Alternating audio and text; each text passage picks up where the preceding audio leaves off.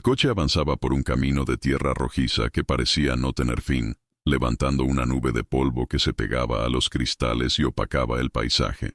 Dentro, Yasmín no miraba nada en particular. Sus ojos estaban fijos en el respaldo del asiento delantero, pero su mente estaba a kilómetros de distancia, atrapada en el instante en que su padre, Gilberto, había aceptado el dinero, 800.000 reales. No lo había visto como una fortuna que los salvaría, sino como el precio final de su propia carne. La etiqueta que le habían puesto después de una vida de servirle de saco de boxeo emocional y, a veces, físico. El hombre que conducía, un señor mayor de semblante serio llamado Benedito, no había dicho una sola palabra en todo el trayecto. Su silencio era un muro más en la prisión de angustia en la que Yasmín se sentía encerrada. Apretó con fuerza la tela de su vestido barato, el único que tenía sin remiendos, y sintió cómo las uñas se clavaban en las palmas de sus manos.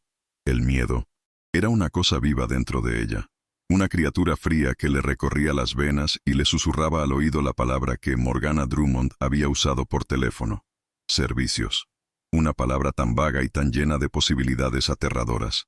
Finalmente, el camino de tierra dio paso a un portón de hierro forjado, tan alto y ornamentado que parecía la entrada a otro mundo. Benedito no necesitó detenerse. Las puertas se abrieron hacia adentro con una lentitud majestuosa, como si el propio aire les rindiera. Pleitesía. Al otro lado, la realidad de Yasmín se hizo añicos. La hacienda Santa Elena no era solo una casa grande, era un dominio. Un césped imposiblemente verde se extendía hasta donde alcanzaba la vista, salpicado por árboles centenarios y macizos de flores cuyos colores vibrantes parecían gritar riqueza.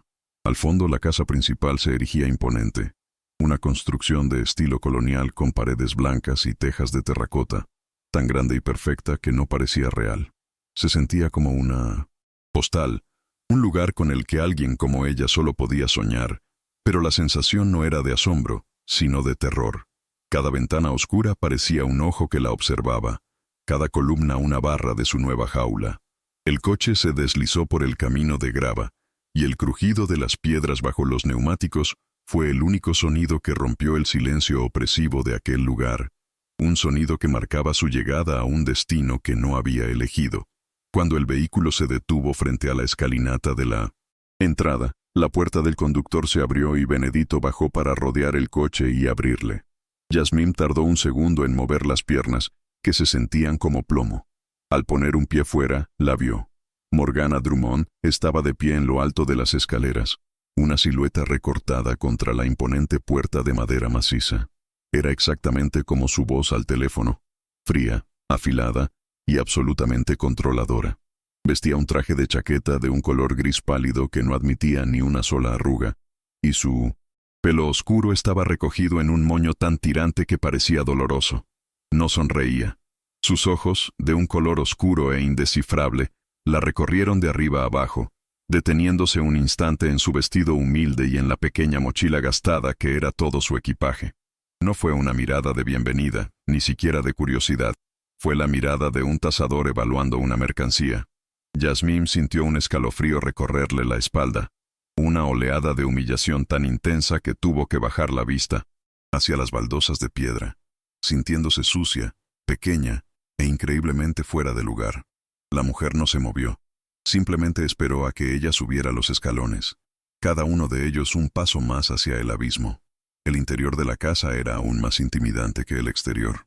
El vestíbulo era una caverna de mármol blanco y techos altísimos, de los que colgaba una lámpara de araña de cristal que podría haber pagado la deuda de su padre 10 veces.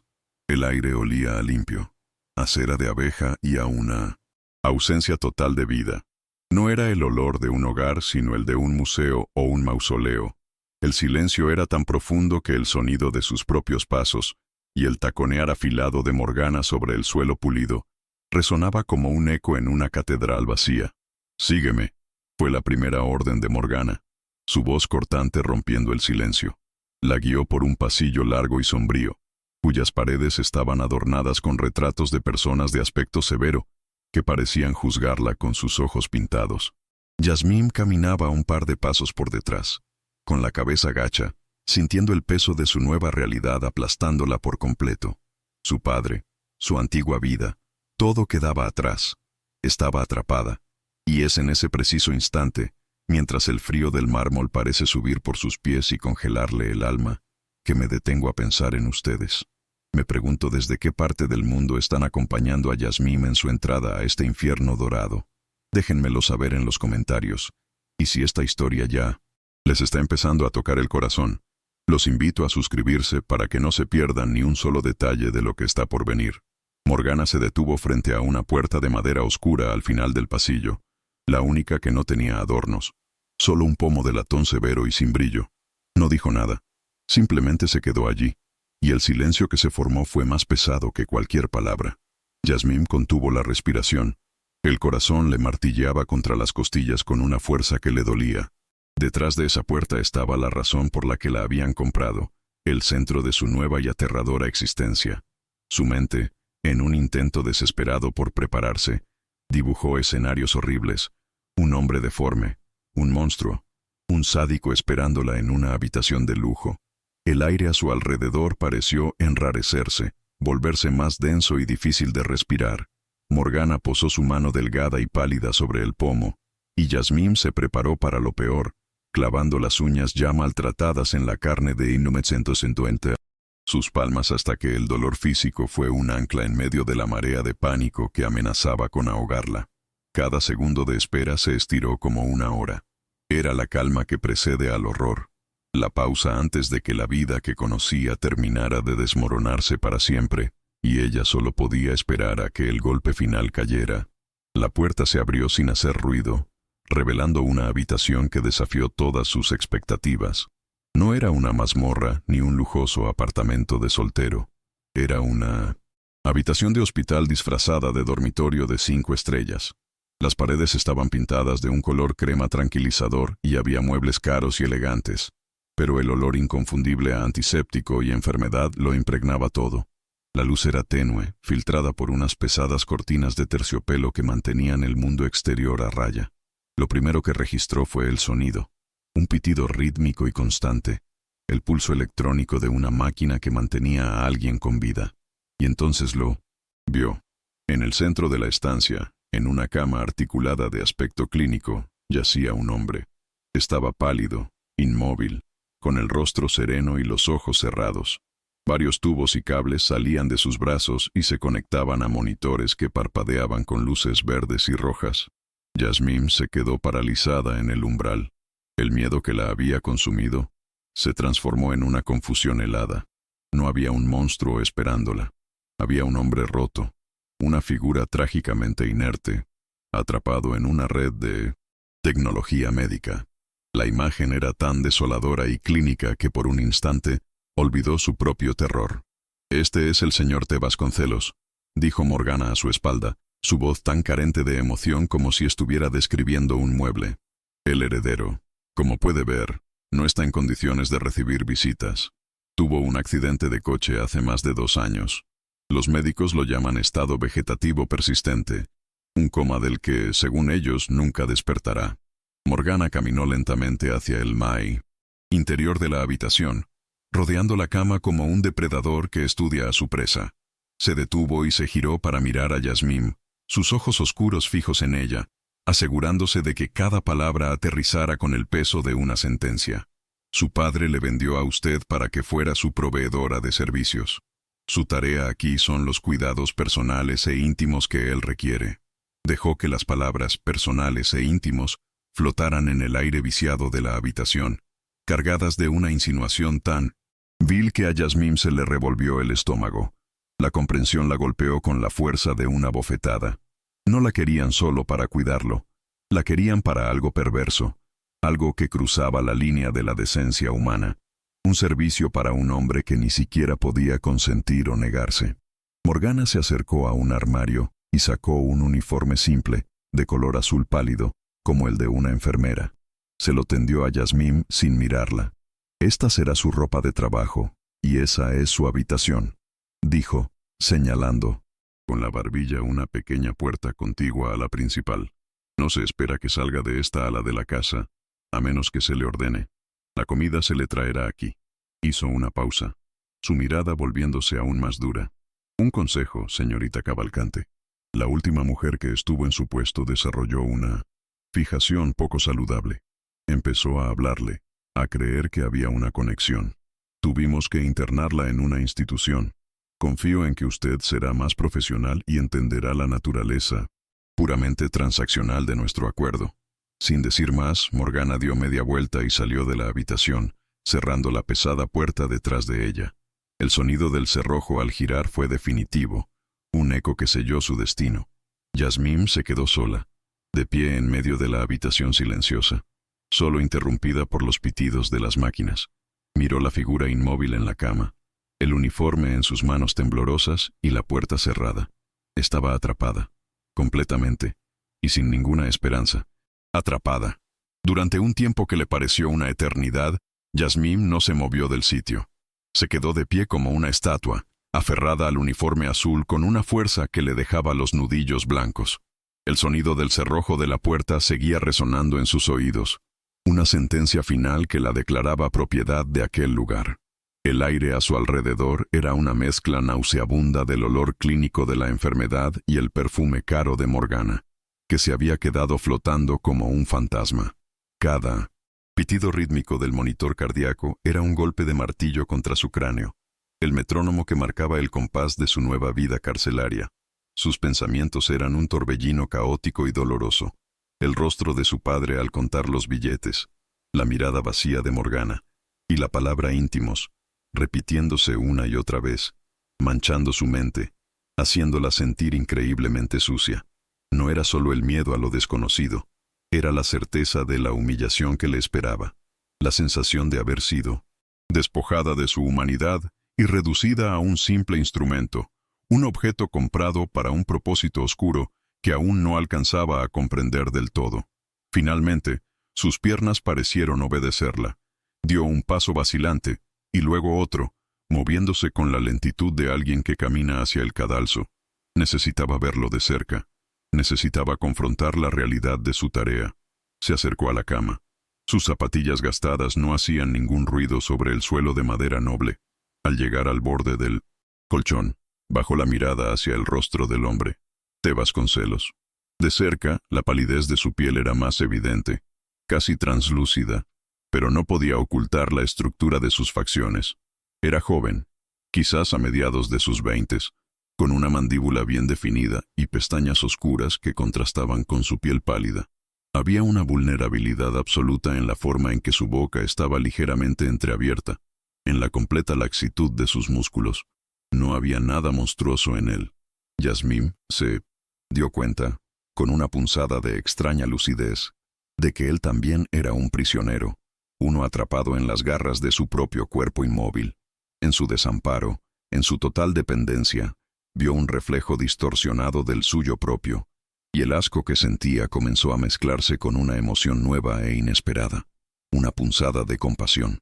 Mientras lo observaba, su atención se fijó en un pequeño detalle, un mechón de pelo oscuro que había caído sobre su frente, rompiendo la quietud perfecta de su rostro.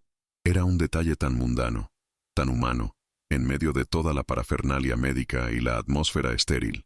Sin pensarlo dos veces, movida por un impulso que nacía de las profundidades de su ser, levantó la mano. Dudó por un instante, su palma flotando a centímetros de su piel, la advertencia de Morgana sobre la anterior cuidadora resonando en su cabeza como una alarma. «No te involucres», le gritaba una parte de su cerebro, pero otra parte, una más fuerte y más antigua, la empujó a actuar. Con una delicadeza que no sabía que poseía, apartó el mechón de pelo, sus dedos rozando apenas la piel de su frente. Estaba tibia, no fría como había imaginado, sino con el calor sutil de la vida. El simple contacto, un gesto de cuidado genuino y no de servicio pagado, la sacudió hasta los cimientos. Retiró la mano como si se hubiera quemado, el corazón desbocado, asustada de su propia y peligrosa humanidad. Abrumada por la oleada de emociones, Yasmín retrocedió de la cama y prácticamente huyó hacia la pequeña puerta que Morgana le había señalado. Entró y cerró la puerta a su espalda, necesitando desesperadamente una barrera, por frágil que fuera, entre ella y la situación que la esperaba afuera. La habitación era poco más que un armario. Una cama estrecha con un colchón delgado, un pequeño armario metálico y una ventana minúscula que daba a un muro de ladrillos. Era una celda, sin adornos, sin comodidades. Un recordatorio brutal de su estatus en esa casa. Se sentó en el borde de la cama, la tela áspera del uniforme todavía en sus manos. Y allí, en la soledad de su nueva prisión, finalmente se permitió llorar. Lloró en silencio, con lágrimas calientes que rodaban por sus mejillas. Lloró por su vida robada, por el padre que la había traicionado, por la humillación y el miedo. Pero mientras las lágrimas se secaban, algo dentro de ella comenzó a endurecerse. No era esperanza, era algo mucho más primario, la voluntad de sobrevivir. Cumpliría con sus deberes, pero no dejaría que la destruyeran. Se aferraría a ese pequeño gesto, a ese toque compasivo, como un secreto. Sería su ancla. No la romperían. La primera noche fue la más larga de su vida. Encerrada en la pequeña habitación, Yasmín se tumbó en la cama dura y miró la oscuridad. Una oscuridad tan densa y silenciosa que parecía tener peso. Afuera, la hacienda era un pozo de silencio. Una ausencia total de los ruidos familiares de su antiguo barrio. Los perros ladrando, la música lejana, las conversaciones de los vecinos. Aquí, el único sonido que se filtraba a través de la pared era el pitido constante y monótono del monitor cardíaco de T, un recordatorio electrónico de la vida suspendida que ahora estaba a su cargo. Cada pitido era una gota de tiempo que caía en un océano de incertidumbre. Intentó dormir, pero su mente era un hervidero de imágenes y miedos. Se sentía como si le hubieran amputado el pasado. La vida que había conocido, con toda su miseria y su dolor, al menos era suya. Ahora, esa conexión se había cortado de forma irrevocable. Ya no era una persona, era una función, un activo comprado y almacenado. Y esta noche, la primera de muchas, sintió la finalidad de su situación como una lápida sobre su pecho. No había vuelta atrás. No había escapatoria. La mañana llegó no con el sol, sino con un suave golpe en la puerta de su cuarto. Al abrir, no encontró a nadie. Solo una bandeja de plata con un desayuno modesto en el suelo del pasillo. El mensaje era claro. Era invisible. Una sirvienta a la que no había que ver ni con la que había que hablar. Con el estómago hecho un nudo, se obligó a comer un trozo de pan. Luego, se puso el uniforme azul. La tela era áspera y olía a detergente industrial. Al mirarse en el pequeño espejo del armario, no se reconoció. Vio a una extraña, una funcionaria de la enfermedad, despojada de su identidad. Respiró hondo, reuniendo el poco valor que le quedaba, y abrió la puerta que conectaba su celda con la de él. La habitación estaba igual, bañada en la misma luz tenue y con el mismo olor a antiséptico. Él seguía inmóvil. Sobre una mesita, había una lista de tareas impresa, detallando sus deberes. El baño con esponja, la rotación del cuerpo cada 2 horas para evitar úlceras, la administración de la nutrición líquida a través del tubo. Se acercó y comenzó la rutina. Sus movimientos rígidos y mecánicos, intentando disociarse, tratando de ver solo un cuerpo, una serie de tareas, para protegerse de la abrumadora intimidad de su trabajo. Mientras cumplía con sus obligaciones, le resultó cada vez más difícil mantener esa distancia profesional que se había impuesto. Era imposible tocar un cuerpo humano, sentir el calor de su piel, ver los pequeños detalles de su existencia y seguir tratándolo como un objeto.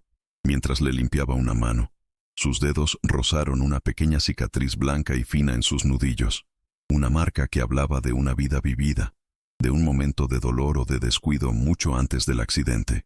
La curiosidad fue una pequeña chispa en la oscuridad de su mente. ¿Cómo se la había hecho? ¿Se había caído? ¿Había sido en una pelea de niño? Sin darse cuenta, las palabras salieron de su boca. Un susurro apenas audible en la habitación silenciosa. Me pregunto qué historia hay detrás de esto, murmuró, su propia voz sobresaltándola. Se tapó la boca al instante, mirando a su alrededor como si esperara que Morgana apareciera de la nada para castigarla. Pero no había nadie.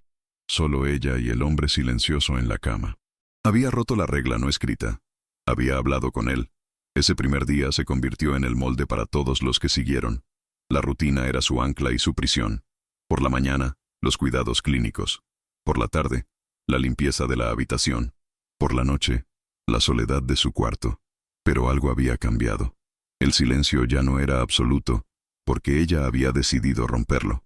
Lo que empezó con un susurro sobre una cicatriz se convirtió en un monólogo diario. Al principio, eran solo observaciones, triviales. «Parece que va a llover hoy», decía mientras abría un poco las cortinas. Pero con el paso de los días, mientras la soledad se hacía más profunda, empezó a contarle cosas de su vida. Le hablaba de su madre, a la que apenas recordaba, y le cantaba en voz baja las canciones de cuna que ella le había enseñado. Le describía el sabor de las frutas que vendían en las calles de su barrio, el calor del sol en su piel. No lo hacía pensando que él pudiera oírla.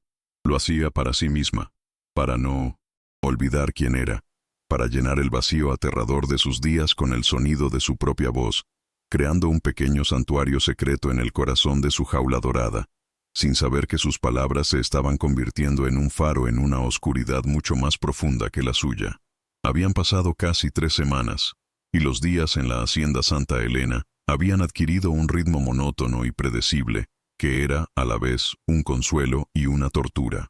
El miedo inicial a Morgana no había desaparecido, pero se había asentado en el fondo de su conciencia como un sedimento tóxico, un temor sordo y constante, en lugar del pánico agudo del principio.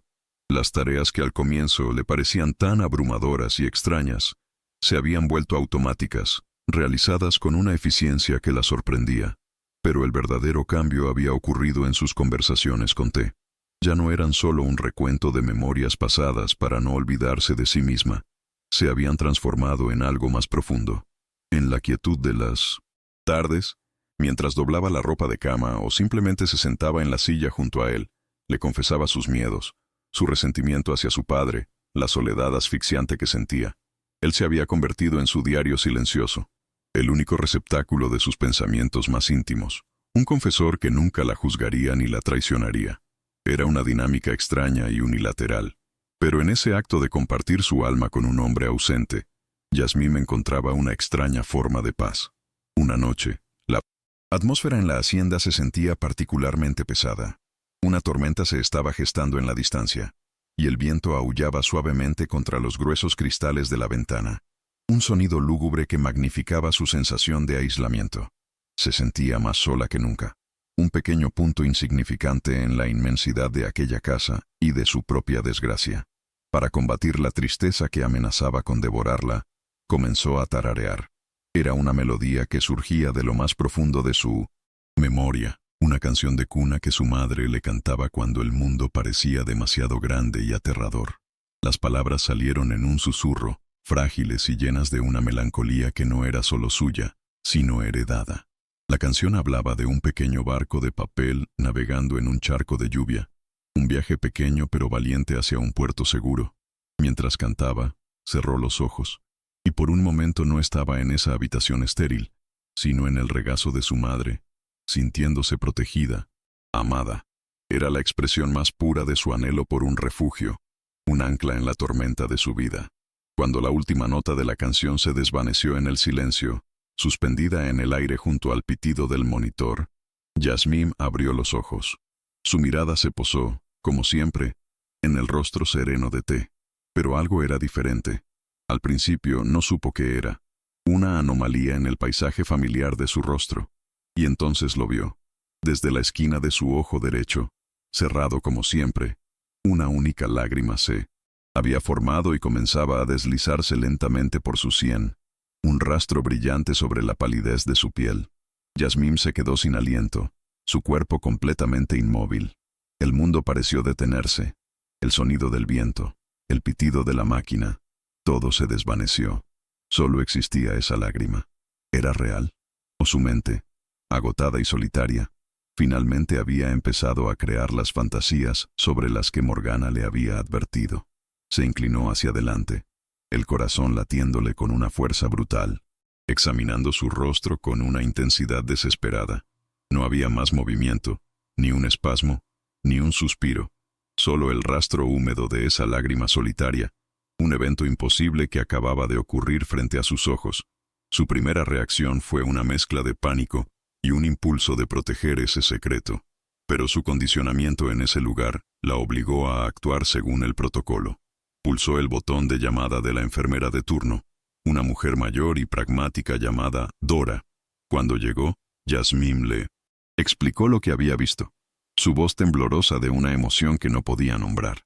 Dora la escuchó con paciencia. Luego procedió a realizar una revisión rutinaria de T. Le examinó las pupilas con una pequeña linterna.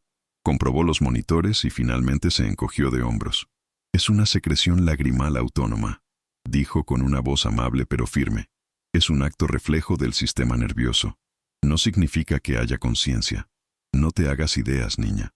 Más tarde, cuando Morgana se enteró, su respuesta fue aún más fría, una mirada cortante que decía: «Te lo advertí».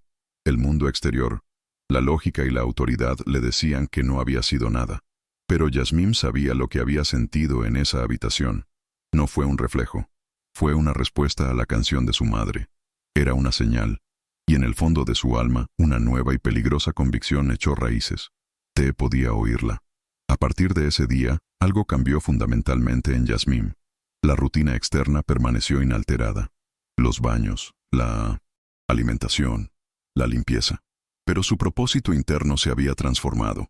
Ya no le hablaba a T para llenar un vacío o para aferrarse a su propia identidad. Le hablaba para traerlo de vuelta de la oscuridad. Creía con una certeza feroz y desesperada que sus palabras eran un hilo, una cuerda que le lanzaba a las profundidades de su conciencia, y tiraba de ella con todas sus fuerzas. Le leía en voz alta los libros de la biblioteca de la hacienda, novelas de aventuras y poemas de amor, describiendo las escenas con una vivacidad que esperaba que él pudiera imaginar. Le contaba los chismes que oía por casualidad entre el personal de servicio, los pequeños dramas de la vida que seguía existiendo fuera de esa habitación. Cada palabra era un ladrillo con el que intentaba reconstruir un puente hacia él. Vivía en un estado de alerta constante, buscando otra señal, otro espasmo, cualquier mínima desviación en el ritmo de los monitores que pudiera indicar que su mensaje estaba siendo recibido. Su esperanza era un secreto peligroso, un fuego que la mantenía caliente en la frialdad de la casa, pero que también amenazaba con quemarla si alguien lo descubría. Morgana Drummond era muchas cosas, pero no era ciega. Era una observadora nata, una mujer cuya supervivencia y poder dependían de su capacidad para leer a las personas y anticipar sus movimientos. Y notó el cambio en Yasmín. No era algo que pudiera señalarse con el dedo, pero estaba ahí. Era la forma en que la chica miraba a T, no ya con lástima, sino con una especie de complicidad febril. Era la luz en sus ojos, una intensidad que no correspondía a la de una simple empleada cumpliendo con su deber. La profesionalidad fría y distante que Morgana había exigido se había evaporado, reemplazada por una devoción concentrada que la inquietaba profundamente. Empezó a hacer apariciones más frecuentes e inesperadas en la habitación, a cualquier hora del día o de la noche. No decía nada, simplemente se quedaba de pie junto a la puerta, con los brazos cruzados. Su presencia silenciosa era una forma de vigilancia, una advertencia sin palabras. Yasmín sentía esa mirada fría sobre su nuca y el corazón se le encogía, obligándose a actuar con normalidad, aunque sabía perfectamente que su secreto ya no era solo suyo.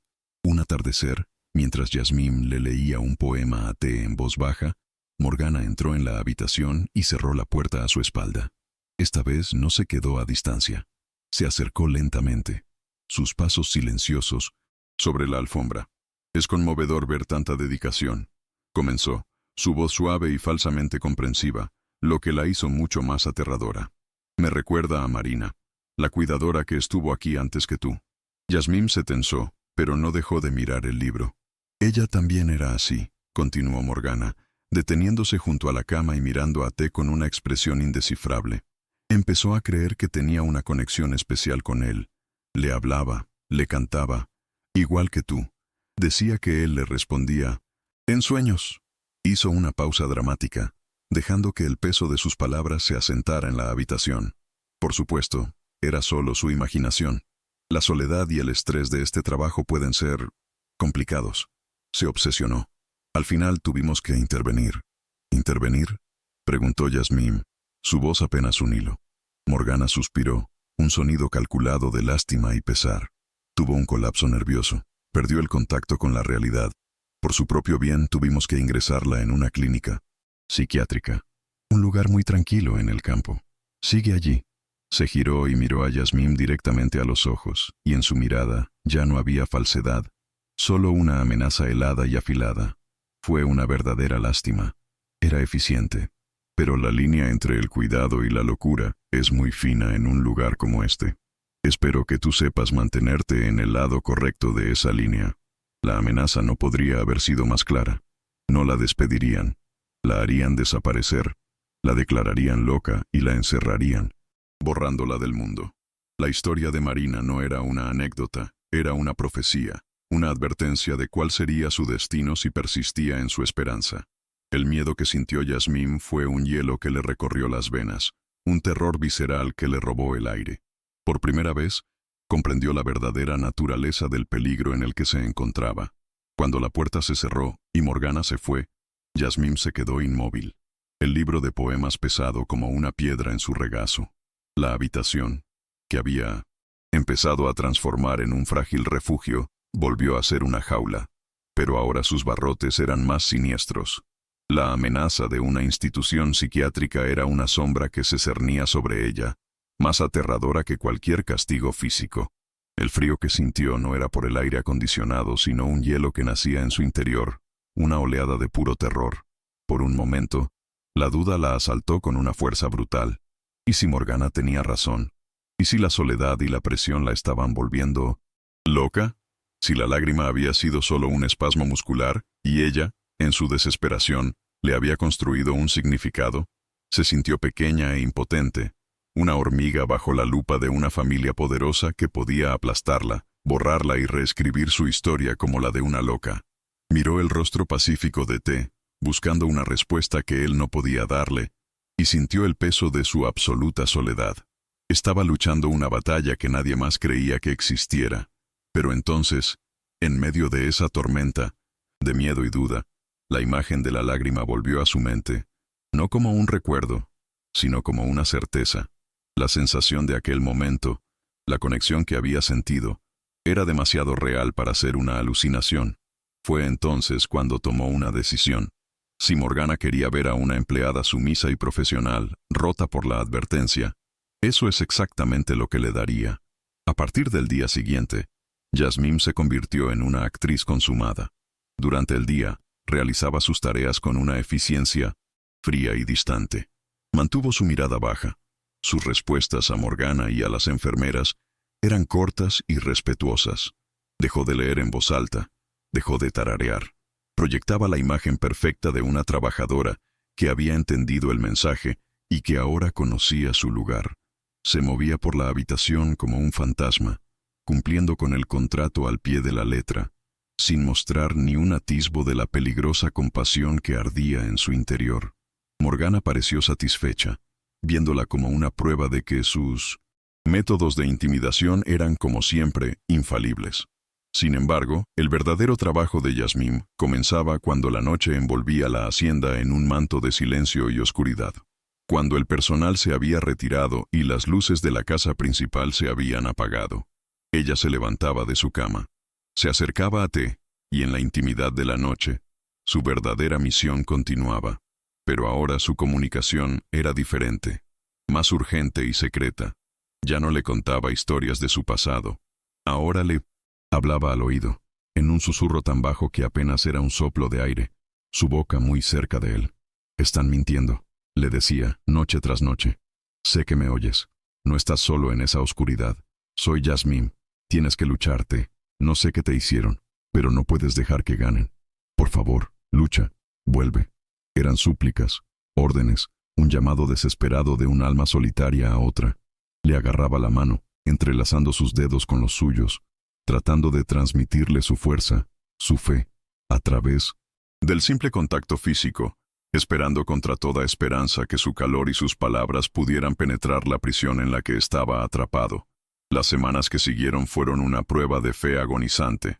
No hubo más lágrimas, ni un solo espasmo que pudiera malinterpretarse como una señal. Nada. El silencio de T era un abismo, y Yasmín sentía que le gritaba a ese abismo sin recibir ni un eco de vuelta. La duda volvía a morderla en las horas más oscuras. Estaba arriesgando su libertad, su cordura, por una corazonada, por una sola lágrima. Una noche, sentada junto a él, se sintió completamente derrotada. La energía se le había agotado. Apoyó su frente en sus manos unidas y lloró en silencio, sus lágrimas cayendo sobre los dedos inertes de él. «Por favor», suplicó en un susurro roto. «Dame una señal, solo una, para saber que no me he vuelto loca». Y entonces lo sintió, una presión casi imperceptible contra su palma. Se quedó inmóvil, sin atreverse a respirar. Lo había imaginado. Y entonces, de nuevo, más fuerte esta vez, los dedos de T, flácidos y sin vida durante meses, se contrajeron deliberadamente, apretando su mano. No fue un reflejo, fue una respuesta. Levantó la cabeza de golpe y vio su rostro. Sus ojos seguían cerrados, pero una lágrima se deslizó por su mejilla y el monitor cardíaco aceleró su ritmo por un instante. Era él. Estaba ahí, y le había respondido. Por un instante, Yasmín pensó que el corazón se le saldría por la boca. El apretón había sido tan real, tan innegable, que su primera reacción fue retirar la mano como si la hubieran quemado. Pero inmediatamente, un anhelo desesperado la invadió, y volvió a tomar la mano de él, buscándola en la penumbra, aferrándose a ella como un náufrago a una tabla. Y el apretón volvió, débil pero firme. Era la confirmación, la prueba irrefutable que había estado esperando. «No estoy loca», se susurró a sí misma. Las palabras un bálsamo para las heridas que la duda y el miedo le habían infligido. Una oleada de euforia pura y abrumadora la recorrió. Una alegría tan intensa que se sentía como un dolor agudo en el pecho. Las lágrimas que ahora corrían por sus mejillas no eran de tristeza ni de desesperación, sino de un alivio tan profundo que la dejó sin aliento. Miró el rostro de T, el leve surco en su frente que delataba el esfuerzo, y comprendió que él la había estado escuchando. Su batalla solitaria no había sido en vano. La conexión era real, un puente construido con susurros y canciones de cuna, sobre un abismo de silencio. Ya no estaba sola en esa habitación. Animada por esa respuesta, su desesperación se convirtió en un torrente de aliento. «Eso es, T. Estoy aquí contigo», le susurró, acercándose más, su voz vibrante de emoción. «Sigue luchando. No te detengas ahora.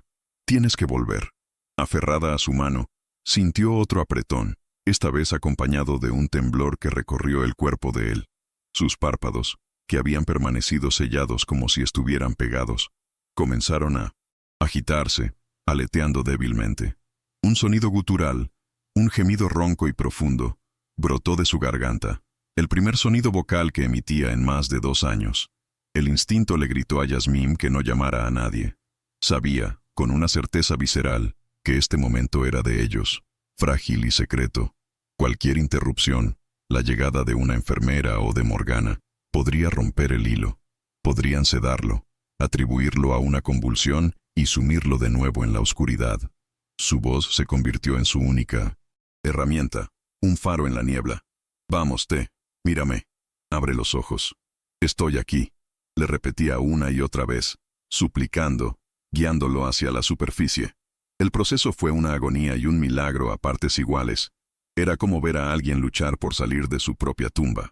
Los músculos de su rostro se contraían en un rictus de esfuerzo sobrehumano. Su respiración se volvió irregular, entrecortada. Finalmente, después de una lucha que pareció durar una eternidad, sus párpados se separaron lentamente. Al principio, sus ojos estaban desenfocados, velados por la neblina del largo sueño, vagando por el techo sin ver nada. Yasmín contuvo el aliento, su corazón detenido en una dolorosa pausa. Entonces, como un faro que encuentra su rumbo, sus ojos bajaron y se encontraron con los de ella, y el velo desapareció. Por primera vez, Yasmín no miraba a un cuerpo vacío, miraba a una persona. Vio reconocimiento en sus ojos, una profundidad de emoción que la hizo temblar. Y vio gratitud. Lágrimas silenciosas brotaron de los ojos de T, no lágrimas reflejas, sino lágrimas conscientes, cargadas de la angustia de su cautiverio y el milagro de su liberación. En ese instante, Todo el dolor y el miedo de Yasmín valieron la pena. Él apretó su mano con una urgencia desesperada, intentando hablar. Su boca se movía, pero de su garganta, atrofiada por el desuso, solo salía un carraspeo ronco. La frustración y la impotencia se dibujaron en su rostro. «Tranquilo, no te fuerces», le susurró ella, secándose sus propias lágrimas con la mano libre. Pero él negó débilmente con la cabeza. La necesidad de comunicarse era abrumadora. Lo intentó de nuevo, reuniendo todas las fuerzas que le quedaban. Y finalmente, las palabras salieron. Un susurro roto y frágil que, para Yasmín, sonó más fuerte que un trueno. «Vos», jadeó él, sus ojos clavados en los de ella. «Yo te oía, todo el tiempo». Y con esa frase, reconstruyó el mundo de Yasmín. La validó, la salvó. «Fuiste mi ancla», susurró. En ese momento, dejaron de ser cuidadora y paciente. Se convirtieron en cómplices, en dos almas unidas por un secreto que podía salvarlos o destruirlos. Yasmín se llevó un dedo a los labios en una señal de silencio. Él la miró, y con un esfuerzo inmenso asintió. La verdadera lucha acababa de comenzar. El amanecer que siguió a la revelación de T fue el primero en mucho tiempo que Yasmín no recibió con una sensación de pavor. En su lugar, sintió una extraña calma, la calma de quien ha encontrado un propósito en medio del caos. El mundo exterior no sabía que un milagro había ocurrido en la oscuridad de la noche, y esa era su mayor ventaja. Cuando la enfermera de la mañana hizo su ronda, Yasmín representó su papel a la perfección, mostrando un rostro de resignación y obediencia. T, por su parte, demostró un instinto de supervivencia que la asombró. Cayó en una quietud absoluta, sus facciones relajadas en la máscara de coma que tan bien conocían sus carceleros. La habitación se convirtió en un escenario, y ellos, en los actores principales de una obra de alto riesgo. Cada cuidado que ella le proporcionaba, cada vez que le humedecía los labios o le ajustaba las sábanas, era ahora un acto de complicidad, un mensaje secreto de apoyo que solo ellos dos entendían. Vivían en un estado de alerta máxima, una danza silenciosa de engaños donde un movimiento en falso podía significar el final para ambos. Los días siguientes se convirtieron en una rutina clandestina de recuperación. Mientras el sol estaba en el cielo, T era el paciente comatoso y Yasmín la cuidadora sumisa. Pero por la noche, la habitación se transformaba en un gimnasio de rehabilitación y un confesionario. Con una paciencia infinita, ella lo ayudaba a ejercitar sus músculos atrofiados, empezando con pequeños movimientos de sus dedos, luego las muñecas, todo bajo la seguridad de las sábanas, lejos de cualquier posible mirada indiscreta. Él, a su vez, recuperaba su voz, susurrándole historias de su vida antes del accidente, preguntándole por la de ella con un interés genuino que la conmovía hasta lo más profundo. En esas horas robadas a la noche, su vínculo se forjó con una intensidad que ninguna relación normal podría igualar. Era una conexión nacida del peligro compartido y una confianza absoluta, un amor que florecía en las condiciones más adversas. Ella era sus manos y sus pies, y él era la esperanza de un futuro que ella nunca se había atrevido a soñar. Se estaban salvando, mutuamente, en cuerpo y alma. Una noche, mientras ella le contaba en voz baja la amenaza de Morgana sobre la clínica psiquiátrica, usando la historia de Marina como ejemplo, vio cómo la expresión de T cambiaba drásticamente. La gratitud y la ternura que normalmente veía en sus ojos fueron reemplazadas por una furia fría y cortante que la asustó. Su mano, que había estado ganando fuerza día a día, se apretó alrededor de la de ella con una intensidad sorprendente. «Marina», susurró él, y el nombre sonó como una sentencia en sus labios. La miró fijamente, la urgencia ardiendo en su mirada. «Yasmín, escúchame con atención. No la encerraron en una clínica porque se estuviera volviendo loca». Hizo una pausa, y el aire en la habitación pareció volverse de hielo. «La encerraron porque descubrió la verdad, porque se dio cuenta de que yo no estaba tan perdido como pensaban». El verdadero horror de la situación comenzó a desplegarse en la mente de Yasmín, una verdad mucho más oscura de lo que jamás había imaginado. No se trataba solo de un fraude, se trataba de algo mucho peor. A lo largo de esa noche, en susurros urgentes y febriles, T le desveló el rompecabezas completo, y cada pieza era más monstruosa que la anterior. Su accidente de coche no había sido un accidente. Había sido un intento de asesinato, fríamente calculado y ejecutado por su entonces prometida, Lara, y por la propia Morgana. Lara, porque él estaba a punto de dejarla, y ella perdería el acceso a la fortuna de los Vasconcelos. Y Morgana, por un resentimiento familiar antiguo y un deseo voraz de poder. Cuando él sobrevivió milagrosamente, aunque en coma, cambiaron de plan. Lo mantuvieron drogado con la ayuda de un médico corrupto para asegurarse de que no despertara, mientras desviaban millones de su patrimonio. Y las cuidadoras eran un cabo suelto. Las que, como Marina, se acercaban demasiado a la verdad eran neutralizadas. Y entonces T le reveló la parte final y más aterradora del plan. Tenían listo un certificado de defunción falso. Solo estaban esperando el momento oportuno para darle una sobredosis letal, declararlo muerto y, por último, eliminar a la única testigo que quedaba. Ella. Yasmín finalmente lo entendió. No la habían comprado para ser una cuidadora. La habían comprado para ser la última víctima. El peso de la revelación de T cayó sobre Yasmín como una losa. El aire en la habitación pareció espesarse, volviéndose pesado e irrespirable. Cada sombra en la esquina parecía ahora una amenaza. Cada crujido de la vieja casa un presagio de muerte. El miedo que sintió era de una naturaleza completamente nueva. Ya no era el pavor a lo desconocido o a la humillación. Era el terror frío y paralizante de una presa que acaba de ver los ojos del depredador y comprende que ha sido cazada desde el principio. Su padre no solo la había vendido a la servidumbre, la había vendido a la muerte. Por un momento, la desesperación fue total. Se sintió como un insecto atrapado en una telaraña, observada por arañas pacientes y venenosas. ¿Cómo podían luchar? Ella, una chica sin nombre ni poder, y él, un hombre que apenas podía sentarse en la cama sin ayuda. La maldad del plan de Morgana y Lara era tan vasta y tan bien construida que parecía invencible. Una fortaleza de crueldad contra la que no tenían armas. Al ver el pánico en sus ojos, T apretó su mano con la poca fuerza que tenía, anclándola a la realidad. «Mírame, Yasmín», susurró con una intensidad que desmentía su debilidad física. «Antes de que llegaras, yo estaba esperando el final. Estaba solo en la oscuridad, escuchando sus planes, sin poder moverme, sin poder gritar. Era un infierno, pero ya no estoy solo». Su mirada era firme, y en ella, Yasmín vio una determinación de acero que no sabía que poseía. «Tú me salvaste de la oscuridad. No dejaré que te arrastren a ella conmigo.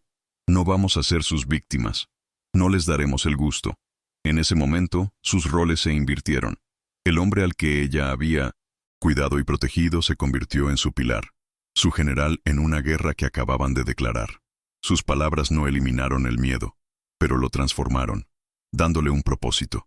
El terror paralizante se convirtió en una furia fría y concentrada. Sobrevivir ya no era suficiente. Tenían que ganar. ¿Pero cómo?, preguntó ella, la palabra apenas un soplo. «Estamos atrapados aquí. Morgana lo controla todo, lo ve todo. No tenemos a nadie». T guardó silencio por un momento, sus ojos recorriendo el techo como si buscara en los recuerdos de su antigua vida. «Casi nadie», dijo finalmente, y entonces pronunció un nombre que Yasmín no esperaba. Benedito, el chófer, el hombre mayor y silencioso que la había traído a este infierno. Yasmín lo miró con escepticismo, pero T continuó. «Benedito trabajó para mi padre durante 40 años. Era más que un empleado. Era su hombre de confianza. Le tiene una lealtad que Morgana nunca pudo comprar. Siempre la ha despreciado. Yo lo veía en sus ojos. Cuando era niño. Nunca le gustó cómo trataba a mi padre ni cómo se apoderó de todo tras su muerte. Es un hombre de la vieja escuela. Su lealtad es a la familia Vasconcelos, la de verdad, no a estas víboras. Era una apuesta, un salto de fe basado en la integridad de un hombre al que apenas conocían. Pero era la única carta que tenían para jugar. El plan que idearon fue desesperado y peligrosamente simple. No podían hablar con él directamente. Yasmín comenzó a observar la rutina de Benedito y notó que todas las mañanas, a la misma hora, llevaba el coche de Morgana a la entrada de servicio para limpiarlo. Era una ventana de oportunidad de apenas unos minutos. T arrancó con dificultad un pequeño trozo de papel de una de las páginas en blanco de un libro y con mano temblorosa escribió un mensaje. Solo 3 palabras. El patrón llama. Era un código que solo Benedito entendería. El patrón era como se refería al padre de T, el hombre al que había servido fielmente. Al día siguiente, con el corazón en la garganta y el minúsculo papel escondido en el puño, Yasmín ejecutó su parte. Al pasar cerca de la zona de servicio, fingió un tropiezo y dejó caer una toalla limpia al suelo, muy cerca de donde estaba Benedito. El papelito cayó junto a ella.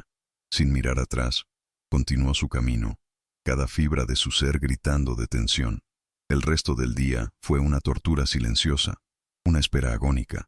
No tenían forma de saber si había funcionado o si acababan de firmar su sentencia de muerte. Las horas que siguieron a la caída de la nota fueron la tortura más refinada que Yasmín había experimentado. Cada minuto se estiraba con una lentitud insoportable, cargado de una tensión que era casi física. Se obligó a seguir con su rutina, a limpiar, a atender a T, a llevar las bandejas vacías, pero cada acción la sentía desconectada de su cuerpo, como si viera a otra persona moverse mientras su verdadera conciencia estaba atrapada en un bucle de pánico. Cada vez que oía pasos en el pasillo, su corazón daba un vuelco, convencida de que era Morgana que venía por ella, con la nota arrugada en la mano y una sonrisa triunfante en el rostro. Miraba a T, y él le devolvía la mirada con la misma ansiedad silenciosa. No necesitaban palabras para comunicarse su miedo compartido. La casa, que ya era una prisión, ahora se sentía como el corredor de la muerte, y ellos estaban simplemente esperando a que el verdugo girara la llave. La llegada de la noche no trajo alivio, solo una oscuridad que parecía amplificar cada sonido, cada miedo, cada duda sobre si su única y desesperada apuesta había sido un error fatal. Cuando el viejo reloj del salón dio las 12 campanadas, un sonido sordo y solemne que viajaba por toda la casa, Yasmín sintió que el corazón se le detenía. Se deslizó de su cama y se acercó a la pequeña ventana de su habitación, aquella que daba a un rincón olvidado del jardín trasero.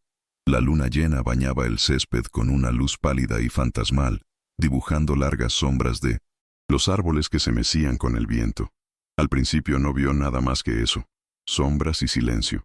La desolación comenzó a invadirla, fría y amarga. No había venido. Habían fallado, o peor, los había traicionado. Estaba a punto de apartarse, con el peso de la derrota aplastándola, cuando una de las sombras se movió. Se separó del tronco de un roble centenario y tomó forma humana. Era Benedito. Estaba allí, de pie, inmóvil, simplemente esperando. Una oleada de alivio tan potente la recorrió que tuvo que apoyarse en la pared para no caer. Había acudido a la llamada. Su fe, la fe de T, no había sido en vano. Tenían un aliado. Salir de la habitación fue la parte más peligrosa. Tuvo que moverse con un sigilo que no sabía que poseía, conteniendo la respiración a cada paso. Conocía los puntos débiles de la casa, los escalones que crujían, las bisagras que gemían. Usando los pasillos de servicio, logró llegar a una pequeña puerta trasera que daba al jardín, rezando para que el cerrojo no hiciera ruido. Afuera, el aire de la noche era fresco y olía a tierra húmeda. Se acercó a Benedito, quien no se sobresaltó. El hombre parecía tallado en la misma madera que los árboles que lo rodeaban. Su rostro surcado de arrugas que hablaban de una vida de trabajo y preocupaciones. Sostenía el diminuto trozo de papel entre sus dedos. «El joven señor», dijo, su voz un murmullo grave. «¿Está despierto?» Yasmín asintió, y una emoción que no pudo descifrar cruzó por los ojos del viejo chofer. «Sabía que algo andaba mal desde el accidente», continuó él. «Morgana, esa mujer tiene veneno en el alma. La lealtad de mi vida es para el patrón, y ahora para su hijo. Díganme qué necesitan. Estoy con ustedes hasta el final». De vuelta en la seguridad de la habitación, con la noticia de que no estaban solos, una nueva energía pareció llenar el espacio. La desesperación fue reemplazada por una determinación febril.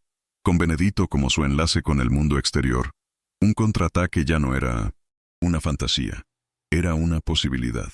Fue T, conociendo la arrogancia y la codicia de sus enemigas mejor que nadie, quien diseñó la estrategia. Vamos a darles lo que quieren, susurró, sus ojos brillando con una luz peligrosa. Creen que me estoy muriendo. Vamos a hacerles creer que están a punto de conseguirlo. El plan era audaz. Simularían un rápido deterioro en su salud. Benedito conseguiría una grabadora de audio, la más pequeña que existiera. La esconderían en la habitación. Yasmín, interpretando el papel de una cuidadora asustada y derrotada, informaría a Morgana de que T estaba fallando. La teoría de T era que, en el umbral de su victoria, la arrogancia de Morgana y Lara las haría descuidadas. Se acercarían a regodearse, a discutir los detalles finales, creyéndolo inconsciente. Y en ese momento, confesarían. Grabarían cada palabra y usarían su propia maldad para destruirlas. La mañana siguiente, Benedito demostró el valor de su lealtad. Durante su viaje diario al pueblo, para recoger el correo y los periódicos, un recado que Morgana consideraba trivial y por debajo de su atención, adquirió el dispositivo. Era una grabadora de audio digital, un pequeño rectángulo de metal y plástico negro, tan diminuto que podía ocultarse en la palma de una mano. El intercambio se produjo con una simplicidad que desmentía el enorme riesgo que corrían. Yasmín dejó el cesto de la ropa sucia en el pasillo, como a veces hacía. Benedito, al pasar, se detuvo para recoger una supuesta pelusa del suelo, y en ese instante, deslizó la grabadora dentro de un pañuelo doblado en la parte superior del cesto. Nadie que los viera habría notado nada fuera de lo común. Más tarde, en la soledad de la habitación, Yasmín y T examinaron su única arma. Era fría al tacto y pesada, no por su peso físico, sino por el peso de la esperanza y el peligro que representaba. Tras una breve deliberación susurrada, encontraron el lugar perfecto para ocultarla.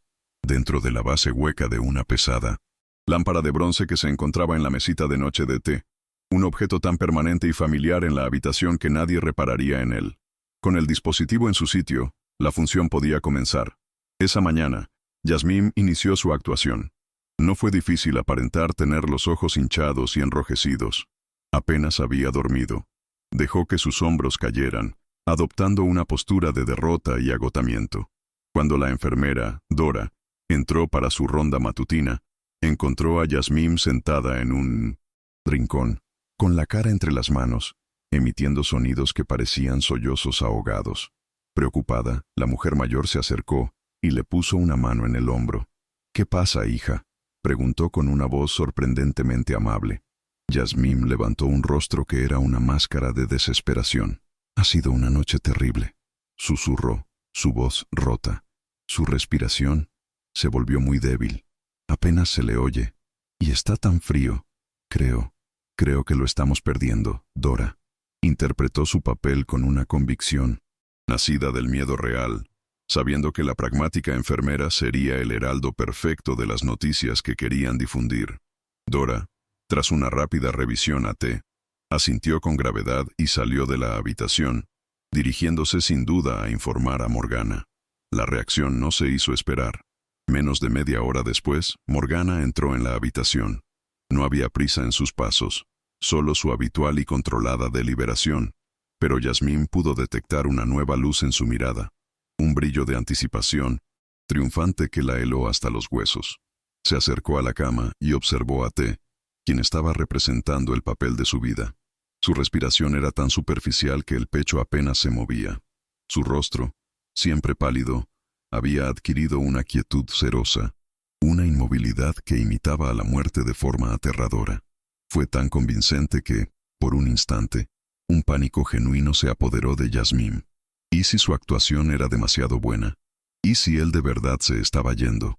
Morgana, ajena a su conflicto interno, le puso 2 dedos fríos en el cuello para tomarle el pulso, y luego miró los monitores con aire de experta.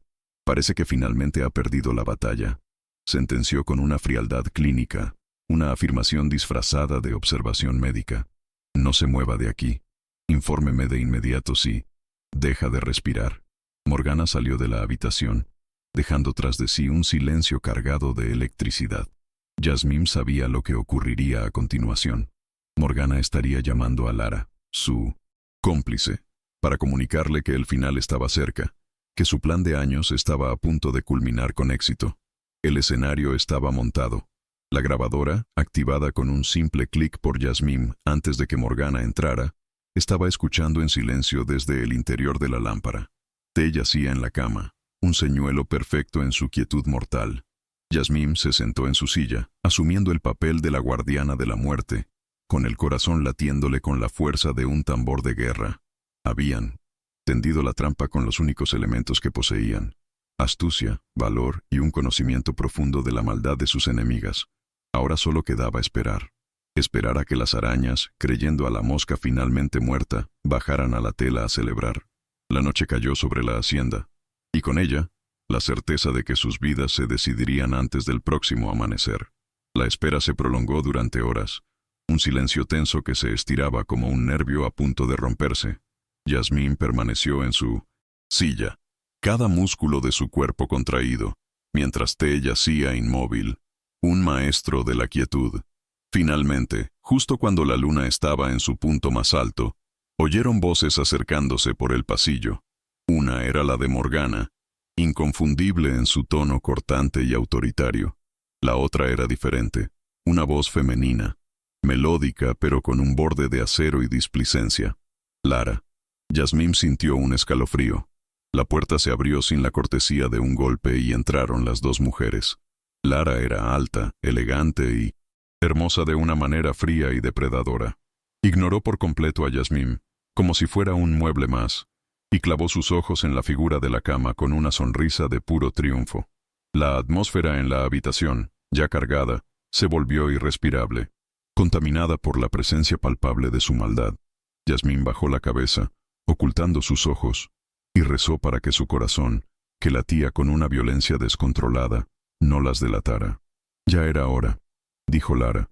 Su voz era un ronroneo satisfecho mientras se acercaba a la cama, mirando a T con un desprecio absoluto. Parece mentira que este inútil haya tardado tanto en morirse. Nos ha costado una fortuna mantener este teatro. Morgana, siempre práctica, se situó al otro lado. El doctor vendrá a primera hora. Firmará el certificado, causa de la muerte, fallo orgánico. Todo está arreglado. Para mañana al mediodía, todo habrá terminado. Lara soltó una risa corta y sin alegría. ¿Y la chica?, dijo, señalando a Yasmín con un gesto vago de la mano. ¿Qué hacemos con ella? Morgana se encogió de hombros. Benedito se encargará. Un accidente lamentable. Una sobredosis de somníferos por la pena de haber perdido a su paciente. Nadie hará preguntas. Yasmín tuvo que morderse el labio inferior con fuerza para no gritar. Estaba escuchando en tiempo real la planificación casual de su propio asesinato, dicho con la misma emoción con la que se discute qué hacer con los muebles viejos. La grabadora, silenciosa en la lámpara, lo estaba capturando. Todo. Lara se inclinó sobre T, su rostro a centímetros del de él, una parodia grotesca de la intimidad. «Adiós, mi amor», susurró con un veneno dulce. «Debo admitir que, aunque no logré matarte en el accidente, arruinarte la vida y quedarme con tu dinero ha sido un consuelo maravilloso». Y ese fue el momento. Lentamente, con una deliberación que helaba la sangre, la mano de T que yacía sobre la sábana comenzó a cerrarse hasta formar un puño. Los ojos de Lara se abrieron un poco, confundida, pensando que era un último espasmo. Pero entonces, una voz llenó la habitación. No era un susurro, sino una voz clara, baja y cargada de una furia que parecía hacer vibrar el aire. «Yo no estaría tan segura de eso, Lara». El efecto fue sísmico. Lara dio un grito ahogado y retrocedió de un salto, como si hubiera tocado un cable de alta tensión. La cara de Morgana se descompuso. Su legendaria compostura se hizo añicos, revelando un rostro de puro shock y terror. La cazadora acababa de descubrir que la presa nunca había estado muerta. Con un esfuerzo que tensó cada músculo de su cuerpo, T se irguió en la cama, apoyándose sobre sus codos. El hombre moribundo había desaparecido, reemplazado por un juez y un verdugo, sus ojos ardiendo con el fuego de 2 años de ira contenida. Miró a las dos mujeres, cuyos rostros habían pasado del triunfo al pánico más abyecto. «He oído cada palabra», dijo, su voz ganando fuerza con cada sílaba. «El intento de asesinato, el fraude, el plan para matarla a Pam». Ella, con un leve movimiento de cabeza, señaló la lámpara. «Y no he sido el único que ha escuchado». La comprensión golpeó a Morgana, quien se lanzó hacia la lámpara, pero era demasiado tarde. En ese preciso instante, La puerta de la habitación se abrió de nuevo. Era Benedito, y su rostro ya no era el de un sirviente sumiso. Detrás de él, dos hombres altos y de aspecto serio entraron en la habitación, sus miradas profesionales evaluando la escena. Morgana Drummond, Lara Pires, dijo uno de 1900. Ellos, con una voz tranquila pero implacable, están arrestadas por conspiración para cometer asesinato y fraude. El juego había terminado. En el momento en que los investigadores se llevaron a una Morgana silenciosa y lívida y a una Lara que gritaba amenazas e insultos, fue como si una campana de vacío que había estado asfixiando la hacienda durante años, finalmente se rompiera. El aire que entró por la puerta abierta se sintió fresco, limpio. En la habitación, ahora silenciosa salvo por el pitido de los monitores que pronto serían desconectados, Yasmín, T y Benedito se quedaron solos, los tres arquitectos de un imposible golpe de estado. La adrenalina que los había mantenido en pie se disipó de golpe, dejando tras de sí un agotamiento profundo y pesado. Yasmín, que se había mantenido fuerte y serena durante la confrontación, finalmente se derrumbó, rompiendo a llorar en un sollozo silencioso, una liberación de semanas de terror contenido. T, aún débil pero con una nueva luz en sus ojos, la atrajo hacia sí, abrazándola con una fuerza protectora. Benedito, de pie junto a la puerta como un centinela, observó la escena y una pequeña y genuina sonrisa, la primera que Yasmín le veía, asomó a sus labios. «Se ha hecho justicia, joven señor», dijo con voz queda. Su padre estaría orgulloso. La calma duró poco. La hacienda, antes un mundo aislado y hermético, se convirtió en el centro de una frenética actividad oficial. La policía acordonó la habitación como escena de un crimen, y un nuevo equipo médico, uno que no estaba en la nómina de Morgana, llegó para evaluar a T. Su diagnóstico fue unánime y estremecedor. Confirmaron que había estado sistemáticamente drogado para mantenerlo en un estado comatoso inducido, y su despertar era un testimonio de una voluntad de hierro. Mientras tanto, Yasmín tuvo que enfrentarse a una nueva realidad. Ya no era una cuidadora, era la testigo clave en un caso de intento de asesinato, fraude, y como un oficial le explicó con delicadeza, trata de personas. Tuvo que contar su historia una y otra vez, desde la transacción con su padre hasta los susurros nocturnos de T. Cada palabra que pronunciaba ante las autoridades la hacía sentir extraña, como si hablara de la vida de otra persona. Una vida de pesadilla que por fin estaba viendo la luz, aunque esa luz fuera la de los fríos e impersonales interrogatorios policiales. Uno de los hilos sueltos más dolorosos se ató con una rapidez legal e impersonal, basándose en el testimonio de T y Yasmín, y en los registros bancarios que confirmaban el pago de los 800,000 reales. Las autoridades actuaron. Un par de días después, un abogado designado para representar los intereses de T le informó a Yasmín que su padre, Gilberto, había sido arrestado. El cargo era inequívoco: venta de un familiar, una forma de trata de personas. La noticia no le produjo ninguna alegría a Yasmín. Sintió un vacío profundo, una tristeza por el hombre que debería haberla protegido y que, en cambio, la había vendido por el precio de su propia alma. No hubo un último enfrentamiento, ni gritos, ni lágrimas. El capítulo final de esa relación tóxica se escribió en un informe policial, y su cierre, aunque necesario, dejó en Yasmín una cicatriz invisible. Era la libertad que viene de una amputación. Sabes que era necesario para sobrevivir, pero no puedes evitar sentir el dolor del miembro fantasma que ya no está. Durante unos breves y preciosos días, pareció que la paz había llegado para quedarse. Con Morgana y Lara en prisión preventiva, T comenzó un riguroso programa de fisioterapia, con Yasmín a su lado a cada paso. Empezaron a hablar del futuro, de transformar la hacienda, un lugar de tanto dolor, en un refugio para otras mujeres que escapaban de la violencia. La idea de la Fundación Yasmín Cavalcante nació en esas conversaciones tranquilas, un plan para convertir su pesadilla en la esperanza de otros. Pero su frágil burbuja de paz se reventó con una llamada telefónica. El abogado de T les comunicó la noticia con voz grave. Morgana y Lara, usando una red de contactos poderosos y una fortuna cuya procedencia ahora estaba en disputa, habían conseguido la libertad bajo fianza. Y no solo eso, habían contraatacado. Acusaron a T de secuestro, alegando que él, un hombre mentalmente inestable por su largo coma, había manipulado a la pobre y vulnerable Yasmín, quien sufría un grave caso de síndrome de Estocolmo. La guerra no había terminado. Se había trasladado a los tribunales y a la opinión pública, un campo de batalla mucho más sucio y cruel. La contraofensiva de Morgana y Lara fue una obra maestra de la crueldad mediática. Su acusación de síndrome de Estocolmo fue una daga envenenada dirigida directamente al corazón de la historia de Yasmín y T. De la noche a la mañana, los periódicos y los programas de televisión, alimentados por las fuentes del equipo legal de las acusadas, comenzaron a pintar un nuevo cuadro. Yasmín ya no era la heroína que había salvado al heredero, sino una pobre niña deslumbrada y confundida, una víctima de manipulación psicológica. T no era el hombre que había luchado por volver de la oscuridad, sino un recluso mentalmente inestable que se había obsesionado con su cuidadora. Para Yasmín, esto fue una violación más íntima y dolorosa que cualquiera de las anteriores. Su lucha, su amor, su verdad, todo estaba siendo robado, retorcido y vendido al público como una patología sensacionalista. Ver su rostro en la televisión, mientras supuestos expertos que jamás habían hablado con ella la diagnosticaban con frialdad, fue una experiencia surrealista y deshumanizante que la dejó sintiéndose desnuda y completamente impotente ante el mundo. Las consecuencias legales de esta nueva narrativa no tardaron en llegar.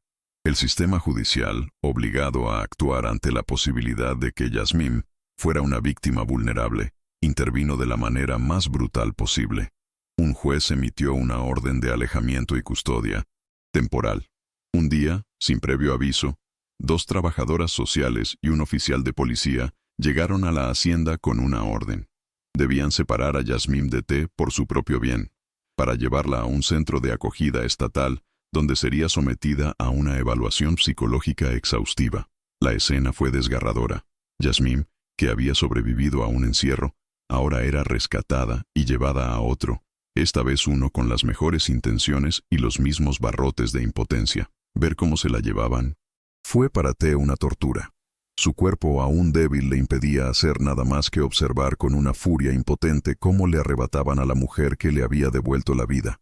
Una vez más, estaban separados, víctimas de un sistema que sus enemigas sabían manipular a la perfección.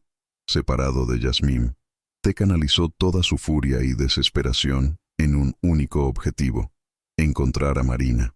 Sabía que la grabación de la confesión, aunque poderosa, podía ser impugnada por abogados hábiles que argumentarían coacción o manipulación. La única forma de destruir la mentira del síndrome de Estocolmo era demostrar que Morgana y Lara tenían un historial de neutralizar a las cuidadoras que descubrían la verdad. Marina era la clave. Los investigadores privados, bajo las órdenes urgentes de T y la dirección de Benedito, comenzaron una búsqueda frenética. Rastrearon los registros financieros de Morgana, buscaron pagos a clínicas psiquiátricas privadas, interrogaron discretamente a antiguos empleados. Era como buscar una aguja en un pajar, ya que sabían que Morgana la habría escondido en un lugar discreto, un sanatorio privado donde los pacientes pueden ser olvidados convenientemente. El tiempo corría en su contra. Cada día que Yasmín pasaba en custodia del Estado, siendo evaluada, la narrativa de Morgana se solidificaba, y la credibilidad de Yasmín se erosionaba un poco más. Mientras tanto, Yasmín vivía en un limbo kafkiano. El centro de acogida era un lugar limpio, seguro y desolador. Las psicólogas la trataban con una mezcla de compasión y escepticismo profesional. Le hacían preguntas diseñadas para que admitiera su confusión, para que reconociera la manipulación de T. Cada vez que ella defendía su amor, cada vez que insistía en la veracidad de su historia, veía cómo ellas intercambiaban miradas que lo decían todo. Era un síntoma clásico. Su propia verdad se había convertido en la prueba de su supuesta enfermedad. Era una forma de tortura psicológica exquisitamente cruel, que la hacía dudar de su propia mente. Se sentía increíblemente sola, aislada del único hombre que la entendía, del único que conocía la verdad. Lo único que la mantenía entera era el recuerdo de la fuerza en los ojos de T la noche en que despertó. Se aferraba a la fe ciega de que él, de alguna manera, la encontraría. Se negaba a dejar que la rompieran. No otra vez. La búsqueda de Marina se convirtió en una obsesión que consumía a T día y noche. Cada sesión de fisioterapia era una batalla para recuperar el control de su cuerpo, impulsada por la imagen de Yasmine atrapada en el sistema. Los investigadores seguían pistas frías, chocando contra muros de secretismo y corporaciones fantasma que Morgana había utilizado para ocultar sus rastros. La desesperación comenzaba a instalarse, una niebla fría que amenazaba con apagar la llama de la esperanza. Fue Benedito, recurriendo a su red de contactos del mundo de los sirvientes, quien encontró la primera hebra. Un viejo amigo, chofer de otra familia adinerada, le contó una historia que había oído de su esposa, enfermera. Hablaba de una clínica de bienestar en las afueras de la ciudad, un lugar llamado Bello Repouso, conocido por su discreción. Hacía un par de años, una joven paciente llamada Marina había sido ingresada por su benefactora, una mujer poderosa. La paciente no parecía enferma, solo triste, y la mantenían en un estado de sedación constante. El nombre y la historia encajaban. Era un tiro en la oscuridad, pero era el único que tenían. El equipo legal de T se movilizó con la velocidad de un rayo. Presentaron una moción de emergencia ante un juez, argumentando que Marina no era una paciente psiquiátrica, sino una testigo material que había sido secuestrada y encarcelada ilegalmente para silenciarla.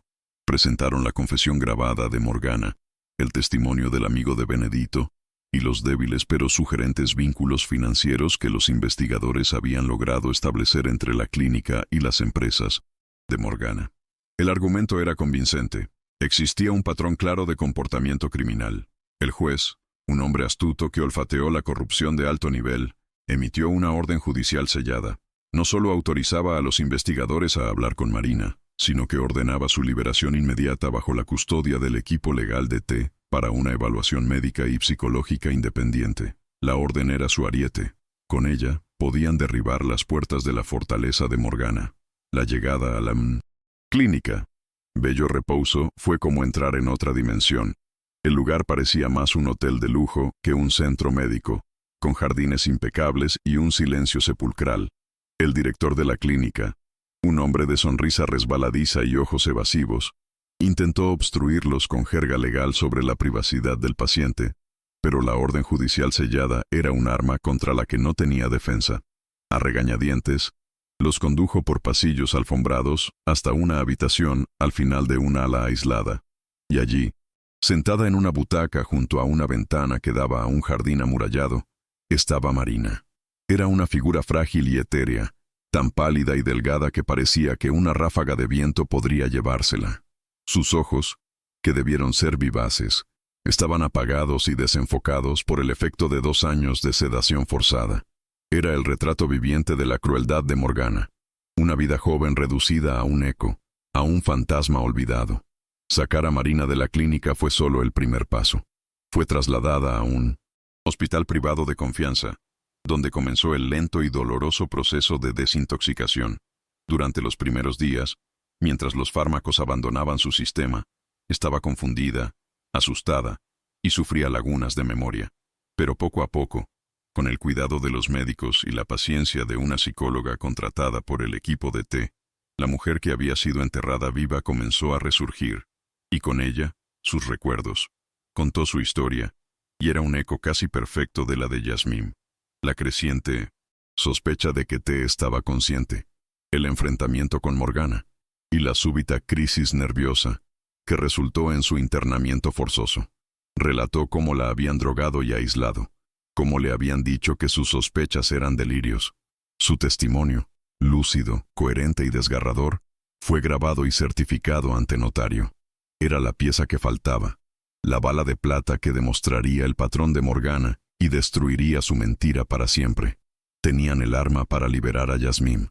El testimonio jurado de Marina fue el arma nuclear que el equipo legal de T desplegó sin previo aviso. Lo presentaron directamente a la fiscalía y al juez que supervisaba el caso de custodia de Yasmine.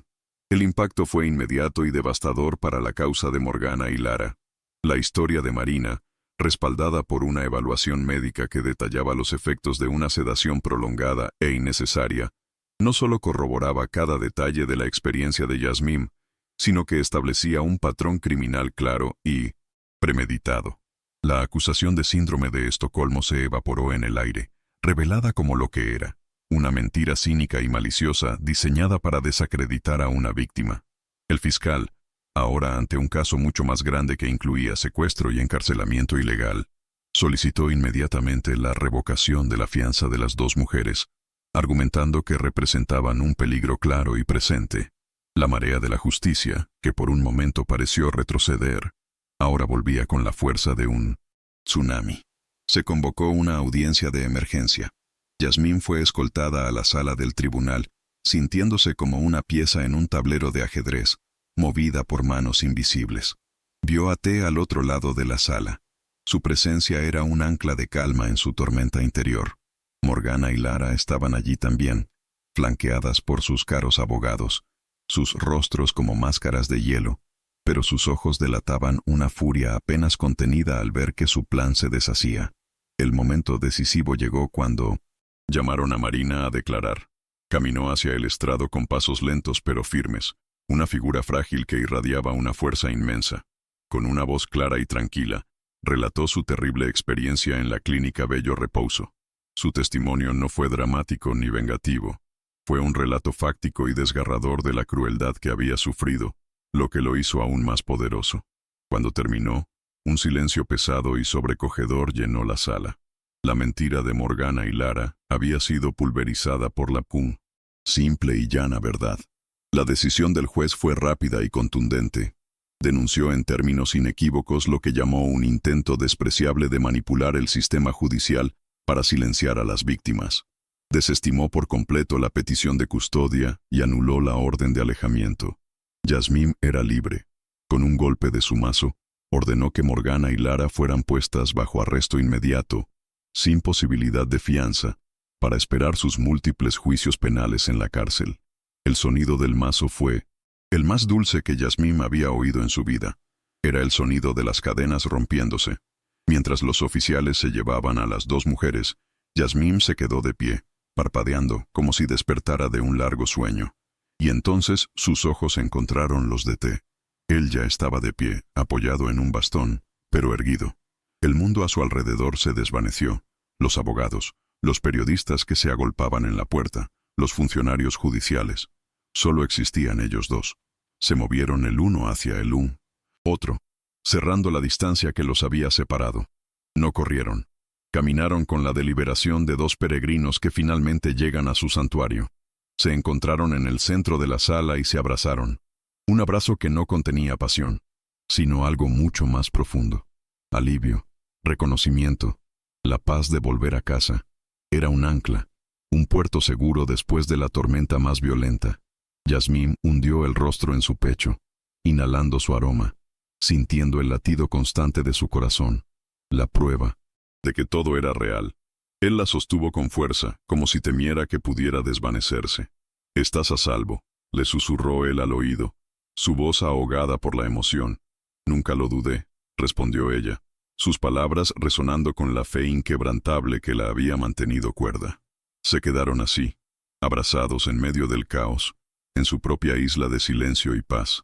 Dos supervivientes que se habían encontrado en la oscuridad y habían luchado juntos para salir a la luz. Benedito los condujo a través de una salida lateral del juzgado, protegiéndolos de la marabunta de periodistas que ya se agolpaba en la entrada principal. El viaje de regreso a la hacienda se sintió surrealista. El mismo camino que Yasmín había recorrido como prisionera, ahora lo recorría como una mujer libre, sentada al lado del hombre que amaba, con sus manos entrelazadas en el asiento trasero. Cuando el coche cruzó las majestuosas puertas de hierro, ya no sintió el escalofrío del miedo, sino una oleada de pertenencia. La imponente casa ya no parecía una prisión dorada, sino un hogar que la esperaba, un castillo que ellos dos habían reconquistado. Al bajar del coche, Yasmín respiró hondo, y por primera vez, el aire de la hacienda Santa Elena olía a libertad. La opresión se había ido, y en su lugar quedaba un lienzo en blanco. esperando que ellos pintaran el resto de sus vidas. El silencio que los recibió ya no era el de la enfermedad y el secreto, sino el de la paz. En los días que siguieron, se dedicaron a un exorcismo simbólico. Con la ayuda de un agradecido y leal Benedito, que ahora actuaba como el mayordomo de confianza que siempre debió ser, comenzaron a purgar la casa de la influencia de Morgana. Abrieron de par en par todas las ventanas, dejando que la luz del sol y el aire fresco circularan por los pasillos que antes habían estado sumidos en la penumbra. Quitaron los muebles severos y oscuros, reemplazándolos por otros más cálidos y acogedores. El acto más catártico fue vaciar la antigua habitación de té, el equipo médico, la cama clínica, los monitores silenciosos. Todo fue retirado. Ver la habitación vacía fue como cerrar un ataúd. No estaban borrando el recuerdo de su lucha, sino negándose a vivir en un monumento a su dolor. Yasmín, con una nueva autoridad tranquila, dirigió la transformación, eligiendo colores vivos y llenando los espacios de vida. Té la observaba, su corazón lleno de una admiración profunda, al verla reclamar su poder, transformando su prisión en su santuario. Con el control total de su patrimonio restaurado, la primera acción de T fue recuperar los 800,000 reales de las cuentas congeladas de Gilberto. Una tarde, se sentaron juntos en el jardín, con los papeles de la transacción sobre la mesa entre ellos. El dinero que había sido el precio de su servidumbre ahora yacía inerte, despojado de su poder maligno. «No lo quiero», dijo Yasmín con firmeza. «Este dinero está manchado». Fue entonces cuando su conversación susurrada en la oscuridad se convirtió en un plan tangible. Decidieron que esa cantidad exacta, el dinero de la venta de Yasmín, sería el capital inicial de su nuevo proyecto. Era un acto de alquimia moral, transformar el símbolo de la opresión en una herramienta de liberación. Así nació oficialmente la Fundación Yasmín Cavalcante, con una misión clara: usar los recursos de los Vasconcelos para rescatar, proteger y empoderar a mujeres que, como ella, habían sido víctimas de la violencia y la trata. La hacienda misma se convertiría en su sede, un faro de esperanza construido sobre los cimientos de su propia pesadilla. Mientras los planes de la fundación tomaban forma, también lo hacía su vida juntos. La recuperación física de T avanzaba a pasos agigantados, su fuerza de voluntad alimentada por el futuro que ahora podía ver claramente. Una tarde, al atardecer, paseaban por el jardín, el mismo lugar donde Yasmín se había reunido con Benedito en secreto, llena de miedo. Ahora, el único sentimiento que había era paz. T se detuvo y, volviéndose hacia ella, tomó sus dos manos entre las suyas. No hubo una gran ceremonia, no se arrodilló, simplemente la miró a los ojos, y en su mirada estaba toda la historia que habían compartido. Yasmín Cavalcante, dijo con una voz suave pero firme, luchaste por mí cuando era un prisionero en mi propio cuerpo. Me devolviste la vida. ¿Me harías el honor de compartir esa vida conmigo para siempre? No era solo una propuesta de matrimonio. Era la ratificación de su alianza, el reconocimiento de que eran socios iguales. Su sí, susurrado entre lágrimas de alegría, no fue el final de su historia de supervivencia, sino el verdadero comienzo de su historia de amor. La boda de Yasmín y T no fue un evento para las revistas de sociedad. Fue un acto silencioso, íntimo y profundamente personal, celebrado en los jardines de la hacienda bajo la sombra de un roble centenario. Los únicos invitados fueron aquellos que habían formado parte de su círculo de confianza y salvación. Benedito, que caminó con Yasmín hacia el improvisado altar con el orgullo de un padre, el equipo de abogados que había luchado por ellos con ferocidad, los dos investigadores privados que habían sido instrumentales en su victoria, y Marina, que aunque todavía en proceso de recuperación, asistió con una sonrisa serena. Su presencia era el testimonio más elocuente de todo lo que habían superado. No hubo fotógrafos ni lujos ostentosos, solo el sol de la tarde, el suave murmullo del viento entre las hojas y la compañía de las pocas almas que conocían el verdadero valor y el coste de ese momento. Era la antítesis de todo lo que representaba el antiguo régimen de la hacienda. Un acto de amor puro y honesto en un lugar que habían limpiado de secretos y mentiras. Para Yasmín, el momento fue casi abrumador. Llevaba un vestido blanco y sencillo, pero se sentía como una reina. Mientras estaba de pie frente a T, El hombre que le había devuelto la vida de tantas maneras como ella, se la había devuelto a él. Vio el reflejo de todo su viaje. Recordó a la chica asustada que había llegado a esas mismas puertas, vendida y sin esperanza. Recordó el miedo, la soledad, la primera chispa de compasión y la peligrosa llama de la esperanza. Ahora estaba en ese mismo lugar, no como una propiedad, sino como una socia, una igual, la futura señora de la casa. El amor que sentía por T era tan vasto y tan profundo como el océano, un amor forjado no en la comodidad, sino en el crisol del peligro y la confianza absoluta. Sus votos no fueron promesas poéticas, sino reafirmaciones de la alianza que los había salvado. «Prometo ser siempre tu ancla», dijo ella, su voz firme. «Y yo prometo ser siempre tu voz», respondió él, su mano firme y cálida sosteniendo la de ella. Después de la ceremonia, celebraron con una cena sencilla en la terraza, bajo un cielo estrellado. Por primera vez en años, las paredes de la hacienda resonaron no con el silencio opresivo de la enfermedad o los susurros de la conspiración, sino con el sonido de la risa genuina y las conversaciones animadas. Benedito contaba historias del padre de T, pintando un cuadro de un hombre bueno y justo, y T escuchaba, redescubriendo partes de su propia herencia que Morgana había intentado borrar. Marina, hablando en voz baja pero con una nueva confianza, compartió sus planes de estudiar psicología para ayudar a otros que habían pasado por traumas. Se sentía como la primera reunión de la junta directiva de su nueva vida, una familia no de sangre, sino de supervivencia y lealtad. Yasmín y T se miraban a través de la mesa, y en sus miradas había un entendimiento perfecto. Una comunicación silenciosa que decía, «Lo logramos, estamos en casa». Esa noche, cuando los invitados se hubieron marchado y la casa quedó en silencio, una paz profunda se asentó sobre ellos. Se quedaron en la terraza, simplemente mirando las estrellas, el universo extendiéndose sobre ellos. Ya no había necesidad de susurrar, de esconderse, de temer. Podían simplemente ser. Habían enfrentado la traición, el encarcelamiento, la humillación pública y la amenaza de la muerte, y habían salido del otro lado, no ilesos, pero enteros. Sus cicatrices, visibles e invisibles, eran un mapa de su viaje, un testimonio de su resistencia.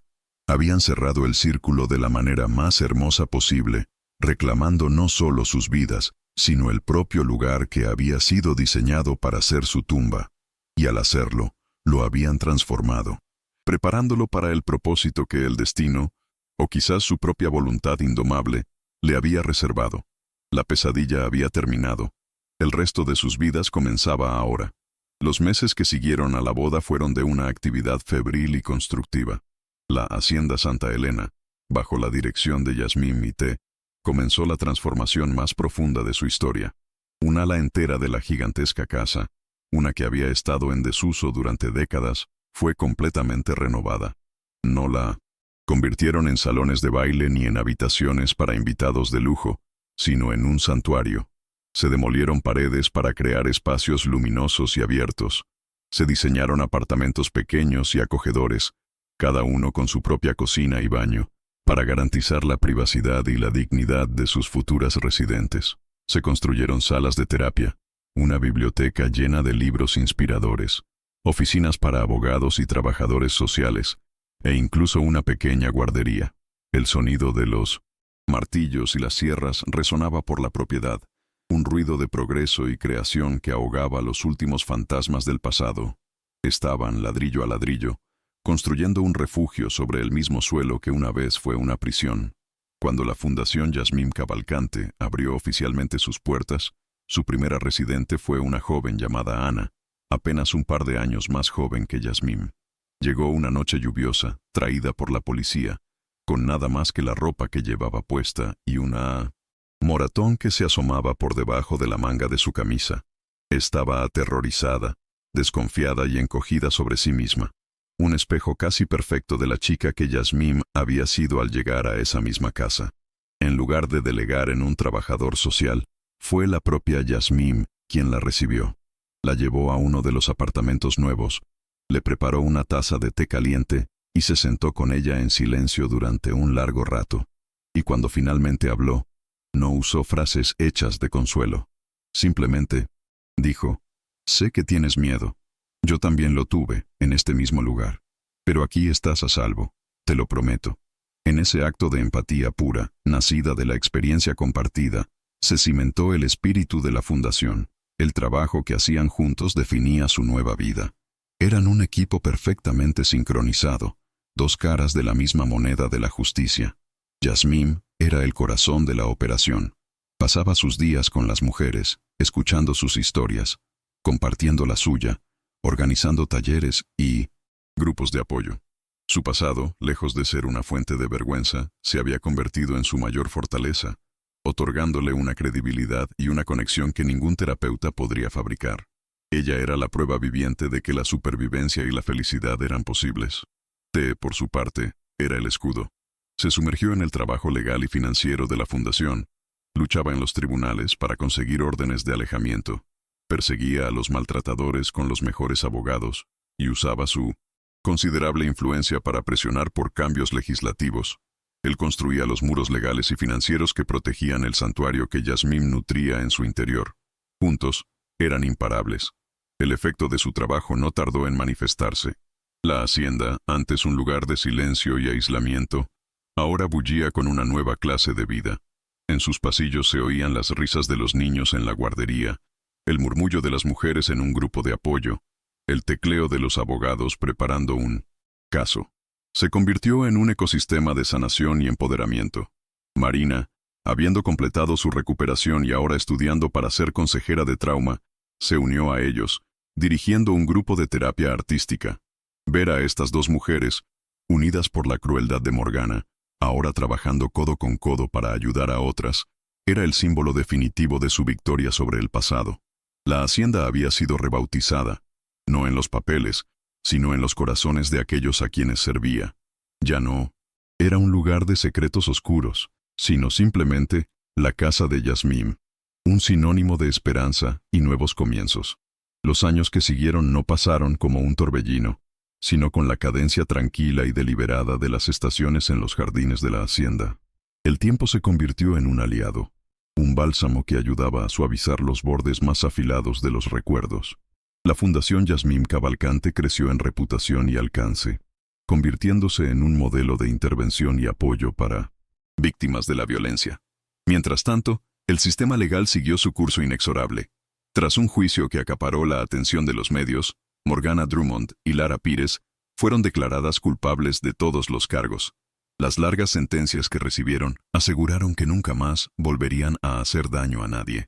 Sus nombres, antes sinónimo de poder y riqueza, se convirtieron en una nota a pie de página en la historia de la hacienda. Una fábula oscura sobre la codicia y la justicia que finalmente prevalece. Su maldad fue encerrada, y su recuerdo, poco a poco, comenzó a desvanecerse. El amor entre Yasmín y T también se transformó. La urgencia febril de sus primeros días, esa conexión forjada en el peligro y la necesidad de supervivencia, dio paso a algo más profundo y sereno. Se convirtió en un amor apacible, un entendimiento que no necesitaba palabras. Se leía en la forma en que él le llevaba una taza de café por la mañana, justo como a ella le gustaba, o en la manera en que ella le masajeaba la mano cuando el frío le recordaba sus viejas heridas. Se convirtieron en expertos en el lenguaje silencioso del otro, un idioma construido con miradas, gestos y una historia compartida que nadie más en el mundo podría comprender. Eran el ancla y el puerto del otro, un equilibrio perfecto que se había convertido en el centro de gravedad de sus vidas y de todo lo que construían a su alrededor. Su amor era el motor silencioso que impulsaba la gran maquinaria de esperanza que habían puesto en marcha. La decisión de tener un hijo fue un paso meditado, un acto consciente de fe en el futuro que habían construido. Para Yasmín, era la oportunidad de romper el ciclo de dolor que había definido su propia infancia. Ansiaba crear un linaje de amor y seguridad, dar a un hijo o hija el refugio que a ella le había sido negado tan cruelmente. Quería demostrarse a sí misma y al mundo que las heridas del pasado no tienen por qué dictar el futuro. Para T, era la afirmación definitiva de su segunda oportunidad en la vida. La idea de llenar los pasillos de la hacienda, antes un lugar de muerte inminente, con el sonido de la risa de un niño era el símbolo más poderoso de su victoria. No se trataba solo de formar una familia, sino de plantar la flor más hermosa en el mismo suelo donde una vez solo creció la maleza del odio y la traición. El embarazo de Yasmín fue un periodo de calma y feliz anticipación. La comunidad de mujeres de la fundación la rodeó de cuidados y cariño, cada una de ellas compartiendo su propia sabiduría y experiencias. Te la cuidaba con una ternura y una atención que rayaban en la reverencia, viéndola no solo como la mujer que amaba, sino como la portadora de un milagro que nunca creyó posible. Yasmín, por su parte, se sintió más conectada que nunca con el recuerdo de su propia madre, cantando para su vientre las mismas canciones de cuna que le habían servido de ancla en la oscuridad. El día que su hija nació, en un hospital moderno y seguro, lejos de la frialdad clínica de la antigua habitación de té, fue el amanecer más brillante que jamás habían conocido. Decidieron llamarla Elena, un nombre que significa luz, porque eso es exactamente lo que ella representaba, la luz que había llegado para disipar las últimas sombras. Sostener a Elena en sus brazos por primera vez fue, para Yasmín, una experiencia trascendental que sanó heridas que ni siquiera sabía que seguían abiertas. Al mirar el rostro diminuto y perfecto de su hija, dormida y segura en su regazo, sintió una oleada de amor tan feroz y protectora que la dejó sin aliento. Esta pequeña criatura, nacida del amor y la confianza, era la antítesis de su propia infancia. Era la oportunidad de hacerlo todo bien, de romper el ciclo de dolor y negligencia. En ese momento, mientras el mundo se reducía a ella y al peso cálido de su hija, Yasmín se hizo una promesa silenciosa. Le prometió a Elena un mundo de seguridad, un hogar donde siempre sería escuchada, valorada y amada, incondicionalmente. Le prometió que nunca conocería el miedo que ella había conocido. No era solo el juramento de una nueva madre, era el juramento de una superviviente, que había decidido usar su fuerza no solo para sanarse a sí misma, sino para construir un futuro inexpugnable para la siguiente generación.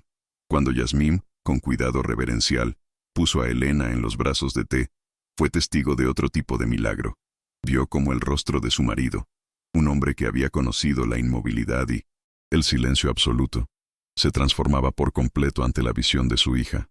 Las lágrimas corrían libremente por sus mejillas, mientras miraba a la pequeña, sus manos grandes y fuertes, que habían luchado tanto por recuperar su función, ahora acunando a la recién nacida con una delicadeza infinita.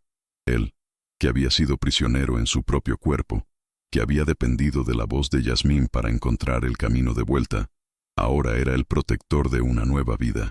Vio en los rasgos de Elena un eco de Yasmín, la mujer que era su ancla, su salvadora y su amor, y comprendió que su segunda oportunidad en la vida no era solo para él, era para esto, para este momento, para convertirse en el padre que este pequeño ser merecía, un pilar de fuerza y amor, la recompensa final y más significativa de su larga y ardua batalla contra la oscuridad. El regreso a la hacienda con Elena fue el verdadero y definitivo acto de reconquista. Cuando cruzaron el umbral de la casa, no como paciente y cuidadora, sino como una familia, el propio aire del lugar pareció cambiar. Benedito los recibió en la puerta, sus ojos mamulmente estoicos brillando de una emoción contenida al ver a la heredera de la familia en brazos de su padre. Las mujeres de la fundación, que se habían convertido en una extensa red de tías para la recién nacida, los saludaron con sonrisas y lágrimas de alegría. Y cuando el primer llanto de Elena, un sonido agudo y lleno de vida, resonó en el gran vestíbulo de mármol, todos los fantasmas del pasado se desvanecieron para siempre. Ese sonido, el sonido de una nueva vida, era la prueba irrefutable de que la casa había sido purificada. Ya no era un lugar de trauma o ni siquiera de sanación. Ahora era, simple y llanamente, un hogar. La vida en la hacienda encontró un nuevo centro gravitacional llamado Elena. Los horarios de las reuniones de la fundación se ajustaban a sus siestas. Las conversaciones sobre casos legales se veían interrumpidas por la necesidad de cambiar un pañal.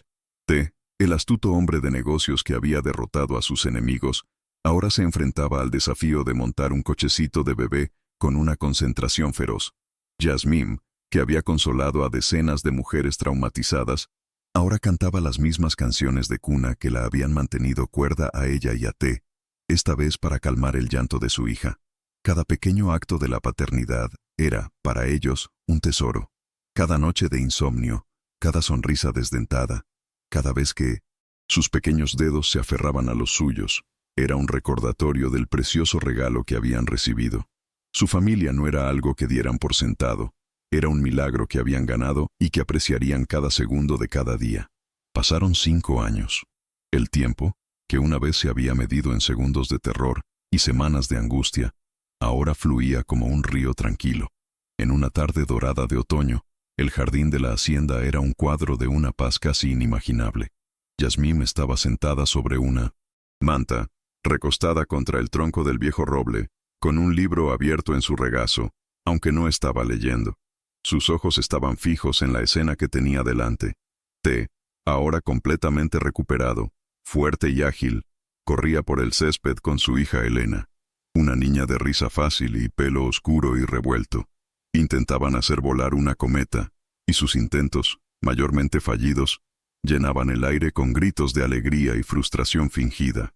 La casa se erigía a sus espaldas, no como un monumento a la riqueza o al dolor, sino simplemente como un hogar, el telón de fondo silencioso y benévolo de su felicidad. Era una escena de una normalidad tan abrumadora y hermosa que a Yasmín todavía, a veces, le costaba creer que fuera suya. Elena creció en un entorno único, consciente desde muy pequeña de que su casa era diferente.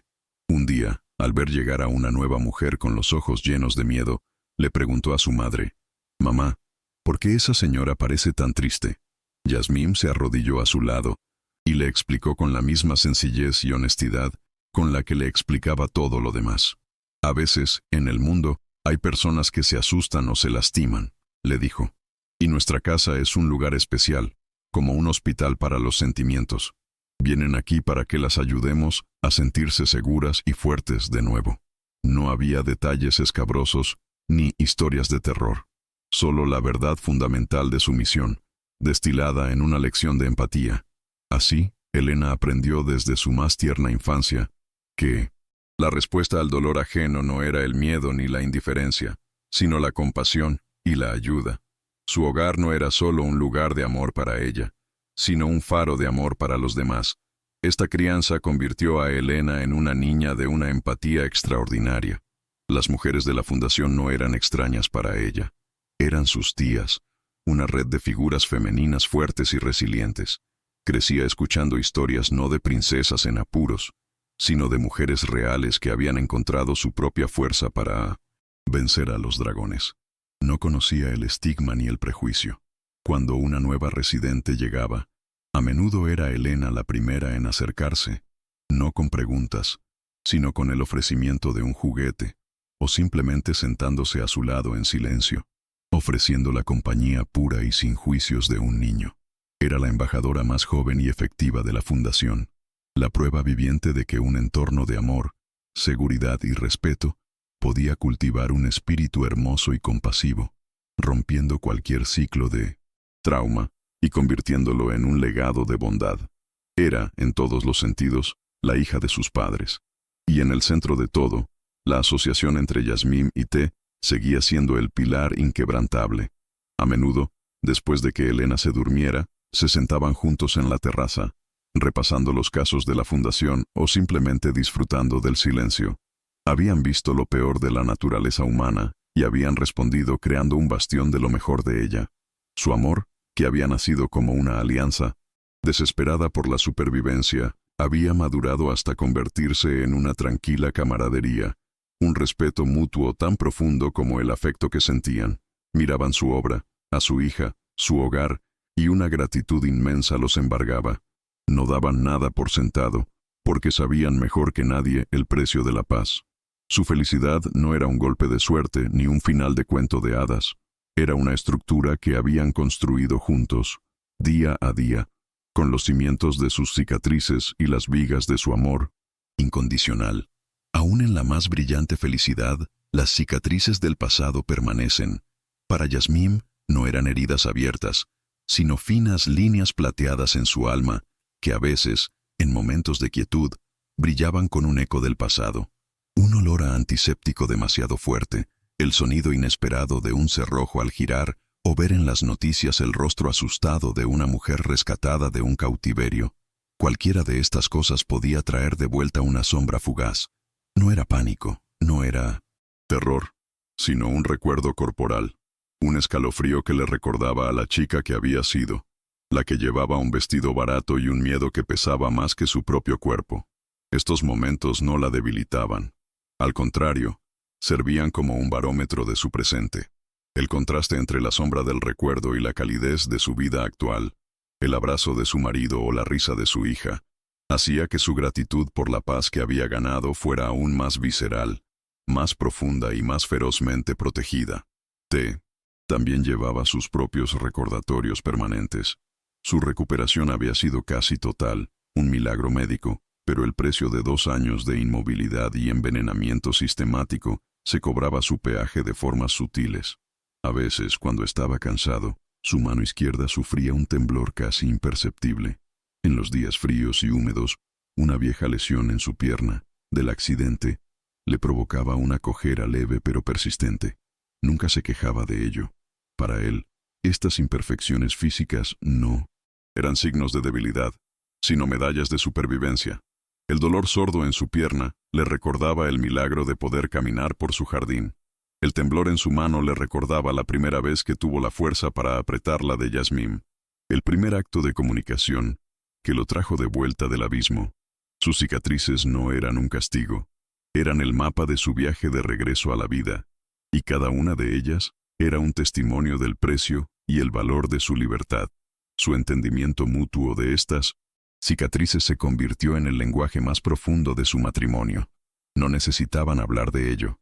Cuando T veía una sombra cruzar por los ojos de Yasmín, simplemente se acercaba y le pasaba un brazo por los hombros. Un gesto silencioso que comunicaba todo lo necesario. Estoy aquí. Estás a salvo. Ya pasó. Cuando Yasmín notaba que la cojera de T era más pronunciada, sugería sentarse a ver jugar a Elena, sin llamar la atención sobre su dolor. Este apoyo tácito y constante era la manifestación más verdadera de su amor. No intentaban borrar las heridas del otro, porque sabían que esas heridas eran parte de lo que los había hecho tan fuertes. Su dolor compartido no los había roto, los había fusionado en una unidad irrompible, y había cultivado en ellos una empatía que ahora era el alma de la misión de sus vidas, su mayor fortaleza nacida de su mayor vulnerabilidad. Benedito, ahora un hombre anciano de pelo blanco y movimientos lentos, pasaba muchas tardes sentado en un banco del jardín, simplemente observando. Su rostro, habitualmente serio, se suavizaba al ver a Elena correr por el césped, persiguiendo mariposas con la misma energía incansable de su padre. Para él, esta escena de paz doméstica era la culminación de toda una vida de lealtad. Había servido al padre, había sido testigo de la oscuridad que casi consume al hijo, y ahora, en el crepúsculo de su propia vida, actuaba como el abuelo guardián de la nieta. Ver a la familia que había ayudado a salvar, prosperando en un hogar libre de maldad, era su mayor recompensa. Su presencia tranquila y constante era un puente viviente entre el pasado turbulento y el presente pacífico, un recordatorio de que la integridad y la lealtad de un solo hombre bueno podían, de hecho, cambiar el curso de la historia. Un día, mientras el sol comenzaba su lento descenso, un coche subió por el camino de entrada, uno muy parecido al que había traído a Yasmín tantos años atrás. De él bajó una mujer joven, con la misma mirada de miedo y desconfianza que Yasmín conocía tan bien. Yasmín se acercó para recibirla, como había hecho tantas veces. Pero esta vez, Elena corrió a su lado y le tomó la mano. Al ver la tristeza en los ojos de la recién llegada, la pequeña, sin que nadie se lo dijera, se adelantó y le ofreció una margarita que acababa de arrancar del jardín. La mujer, sorprendida, la aceptó con mano temblorosa, y una primera lágrima, no de miedo sino de una emoción inesperada, rodó por su mejilla. En ese simple gesto de una niña a una extraña, Yasmín vio el círculo completo. El ciclo de dolor y miedo que la había traído a este lugar había sido irrevocablemente roto, reemplazado por un nuevo ciclo, uno de compasión, de acogida y de una bondad inocente y pura. Mientras observaba a su hija llevar a la nueva mujer de la mano para mostrarle el jardín, Yasmín sintió una oleada de gratitud tan abrumadora que casi la hizo tambalearse. Pensó en la increíble y frágil cadena de acontecimientos que la habían llevado a este preciso momento. El terror inicial, la chispa de compasión por un hombre inconsciente, una lágrima solitaria en la noche, el apretón de una mano, la lealtad inquebrantable de un buen hombre. Comprendió con una claridad meridiana lo fácilmente que su historia podría haber terminado en tragedia, como tantas otras.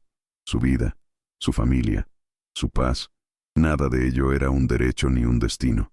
Era un milagro construido sobre un precipicio, una victoria ganada por un cabello. Y esa comprensión no le traía miedo, sino una apreciación casi dolorosa por la belleza de su presente, un presente que valoraba con cada fibra de su ser, porque sabía exactamente lo que había costado conseguirlo. La hacienda Santa Elena ya no era un símbolo de la riqueza o el poder de los Vasconcelos. Su nombre y su fortuna habían sido redefinidos. Su verdadero legado ya no se medía en hectáreas de tierra o en cifras en una cuenta bancaria. Se medía en las vidas que se habían reconstruido dentro de 1990. Sus muros, en las mujeres que habían llegado rotas y se habían marchado enteras, en los niños que dormirían seguros por la noche gracias al trabajo que allí se hacía. Yasmín y T habían tomado una herencia manchada de resentimiento y crueldad, y la habían lavado con propósito y compasión. Habían transformado un monumento a la opulencia en un vibrante santuario de esperanza, demostrando que la mayor riqueza no es la que se posee, sino la que se utiliza para elevar a los demás. T se acercó por detrás de Yasmín y la rodeó con sus brazos, apoyando su barbilla en su hombro. Juntos, en silencio, observaron cómo su hija, su luz, le enseñaba a una mujer asustada el nombre de las flores. El sol poniente teñía el cielo de tonos dorados y púrpuras, bañando la escena en una luz cálida y serena. No había nada más que decir. Todo lo que eran, todo lo que habían superado y todo lo que habían construido estaba contenido en ese instante de paz perfecta. Su felicidad no era un final de cuento de hadas, era algo mucho más real y valioso. Era una fortaleza construida sobre los cimientos de sus cicatrices, una vida de profundo significado forjada en el fuego de la adversidad, y en la quietud de ese atardecer, sabían, con una certeza absoluta, que finalmente estaban en casa.